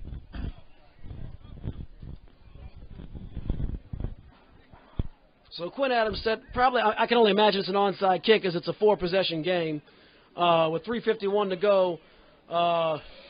Yeah. I mean, this is a requiem at this point. It's not even time of death. But hey, this team ain't gonna quit fighting. I'll tell you that much. They haven't quit fighting the whole game. They actually ran a nice fake punt earlier in the game when they needed that opportune time. Fooled me. I know they fooled the team on the field. And ran that to execution. They had a couple of big plays. They showed a few signs here and there throughout the game. And there it is, another. Southern Lab recovered it. But you know what, Joker? You and I have talked about all year the proper way to execute an onside kick. Quinn Adams executed the onside kick as well as a high school player is going to do it. It took that hop at the right time, and it was about that close to going right back to the Blue Gators. Very good. It took that opportune bounce, but he was able to fall on it the last second to be able to corral it. So it's going to be 1st and 10. SU Kittens. Ball looks to be on the 49-yard line. And now we're looking to just run the ball and be able to run the clock out on this game. Get ready for next week. First down, 10 yards to go. I'm assuming that's Bladrickville. It is Bladrickville under center. The lone setback, I believe, is Pat Green. Nope, no, it's not Veal. They have brought in, actually, they brought in their reserve quarterback. Now, earlier this year, we brought you the Southern Lab Kittens hosting Donaldsonville at A.W. Mumford Stadium, and I said Bladrick-Veal. Well, it turned out Bladrick-Veal was injured. The quarterback was number 11, Quincy Fillmore. Now, on the roster, we had 11 as Quincy Fillmore, but Bladrick-Veal wore number 11 last year, and he had a very similar body type to Quincy Fillmore, tall, slim. I just assumed it was Bladrick-Veal, so I want to say, if Mr. and Mrs. Fillmore are watching that Donaldsonville game, that's my fault. Your son played a heck of a game. Quincy Fillmore now in the game again. I believe that's Pat Green. We'll see in a second. Pat Green, number 3. Pat is Pat Green, up the middle. I think they're putting their reserves in now. But they're going to try to get a little bit of experience, Eric, in this playoff setting. Jarvis Thornton, an 8th grader, now in the backfield. Jarvis Thornton. 8th grader. Yes, sir. Wow. Well, right now, Nick Mitchell can afford it. He can afford to put some of the younger players in there to get some of this game time experience. And look at this kid. This kid was able to cut back and forth and pick up about 2 or 3 yards. You know his adrenaline had to be pumping. He's getting 8th grade, and you're getting in a playoff game, and he was slicing and cutting. I don't think he cared. As long as he just didn't look bad, he was happy to get something. That's right. As long as he didn't fumble, he was able to get a little bit of this action. It's going to go a long way to this guy's confidence, though. Oh, absolutely. Yeah, I mean, look, you're the man. You're in 8th grade, and you're playing in a playoff game. I don't care how bad the score is. 4th down, 4 yards to go. Southern Lab just going to try to bleed that clock. 20 seconds showing on the play clock. Almost said it again. Quincy Fillmore. Looks like he's going to line up under center. 10 seconds. And now he's checking with the coach. He steps to the line. 5 on the play clock. Under center. Lone setback is number 22, Thornton. And he stopped short. And so it'll be a turnover on downs with 1:45 to go. Kind of lost his foot in that time when he got the exchange from the quarterback. Lost his footing right when he got up to the hole and slipped down. Unfortunate, but it doesn't matter right now. We're under 2 minutes left. There's 1 minute and 45 seconds left. Turnover on downs. And Ascension Episcopal is going to have the ball one more time. Maybe they want to try to put up some more points just to save faith a little bit, to make the score look a little bit better. But this one is over. You can cancel Christmas for this one. Yes, indeed. Shotgun formation. Arsenault drops back to throw, floats it into the flat, is caught, complete, and with the ball is Brandon, I believe that's Brennan Ducote, and they'll mosey on down there in enemy territory, and it's first down for the Blue Gators. And that's the way it's looking to me. It looks like they want to try to put another score up. Hey, you know what? As long as the clock's running, the points count, and good for them. I mean, I don't blame them. It's just, it's going to be a nut, but I get the logic. These are children, and you want them to feel a sense of pride. There's still time on the clock, and they want to compete, so I get it. But this is all window dressing at this point. There's a nice little draw play to Hebert up the middle, and Josh Hebert is going to pick up about 4 yards, actually, as it'll bring up second down. Brought down by a Kindle of Kittens. I think right now that they're just going to run the ball and still. Even the PA announcer's making mascot puns at this point. 1 minute. Said a Kindle of kittens. That's like a herd of kittens. 1 minute to go. 3-yard gain on the play brings up 2nd and 7. Yeah. You can call. Arsenault. Shotgun. There's the draw play. Handoff right up the middle. That's Peyton Adams. I believe that's the first carry he's gotten tonight. And there's another flag on the play. This is unbelievable. That is penalty number 25 on the night against the Kittens. Actually, I don't know, but I'm pretty sure it's close. This is ridiculous. Holding on. Oh, wow. Oh, my God. It's against the Blue Gators. I can't believe it. I can't believe it. They wait till the last end of the game with 39 seconds left to be able to call a holding penalty on Ascension Episcopal, on the home team. I mean, maybe the governor of California might grant clemency to Charlie Manson at this point if they're going to, call one against the Gators. 2nd down and 10 yards to go for the Blue Gators. 2nd and 11. Ball is at the 44-yard line. Low snap. Arsenault's going to roll out to his right. Floats one. It is caught complete near the line of scrimmage, and actually they lost yards. That's a tough break. Roe Stipe with the catch, and he lost about a yard on the play. Brings up 3rd and a mile. This might be the last play of the ball game. That looks like it's going to be the last play. I don't think they're going to run another play here. 10 seconds left. They're not even up to the line of scrimmage yet. Maybe they're going to run one more play if they can get it off. We got 5 seconds left. 4, 3, 2, 1. Arsenault rolls out to his right. They're probably going to try to put up a Hail Mary. Floats it to Ronquillo. It is caught. Complete. He's run out of bounds. That's the end of the game. The final score. The Southern Lab Kittens, for the 2nd year in a row, are heading to the Division IV LHSAA state semifinals with a big win on the road in front of this hostile crowd in Youngsville, Louisiana. The final score, the Southern Lab Kittens, 44.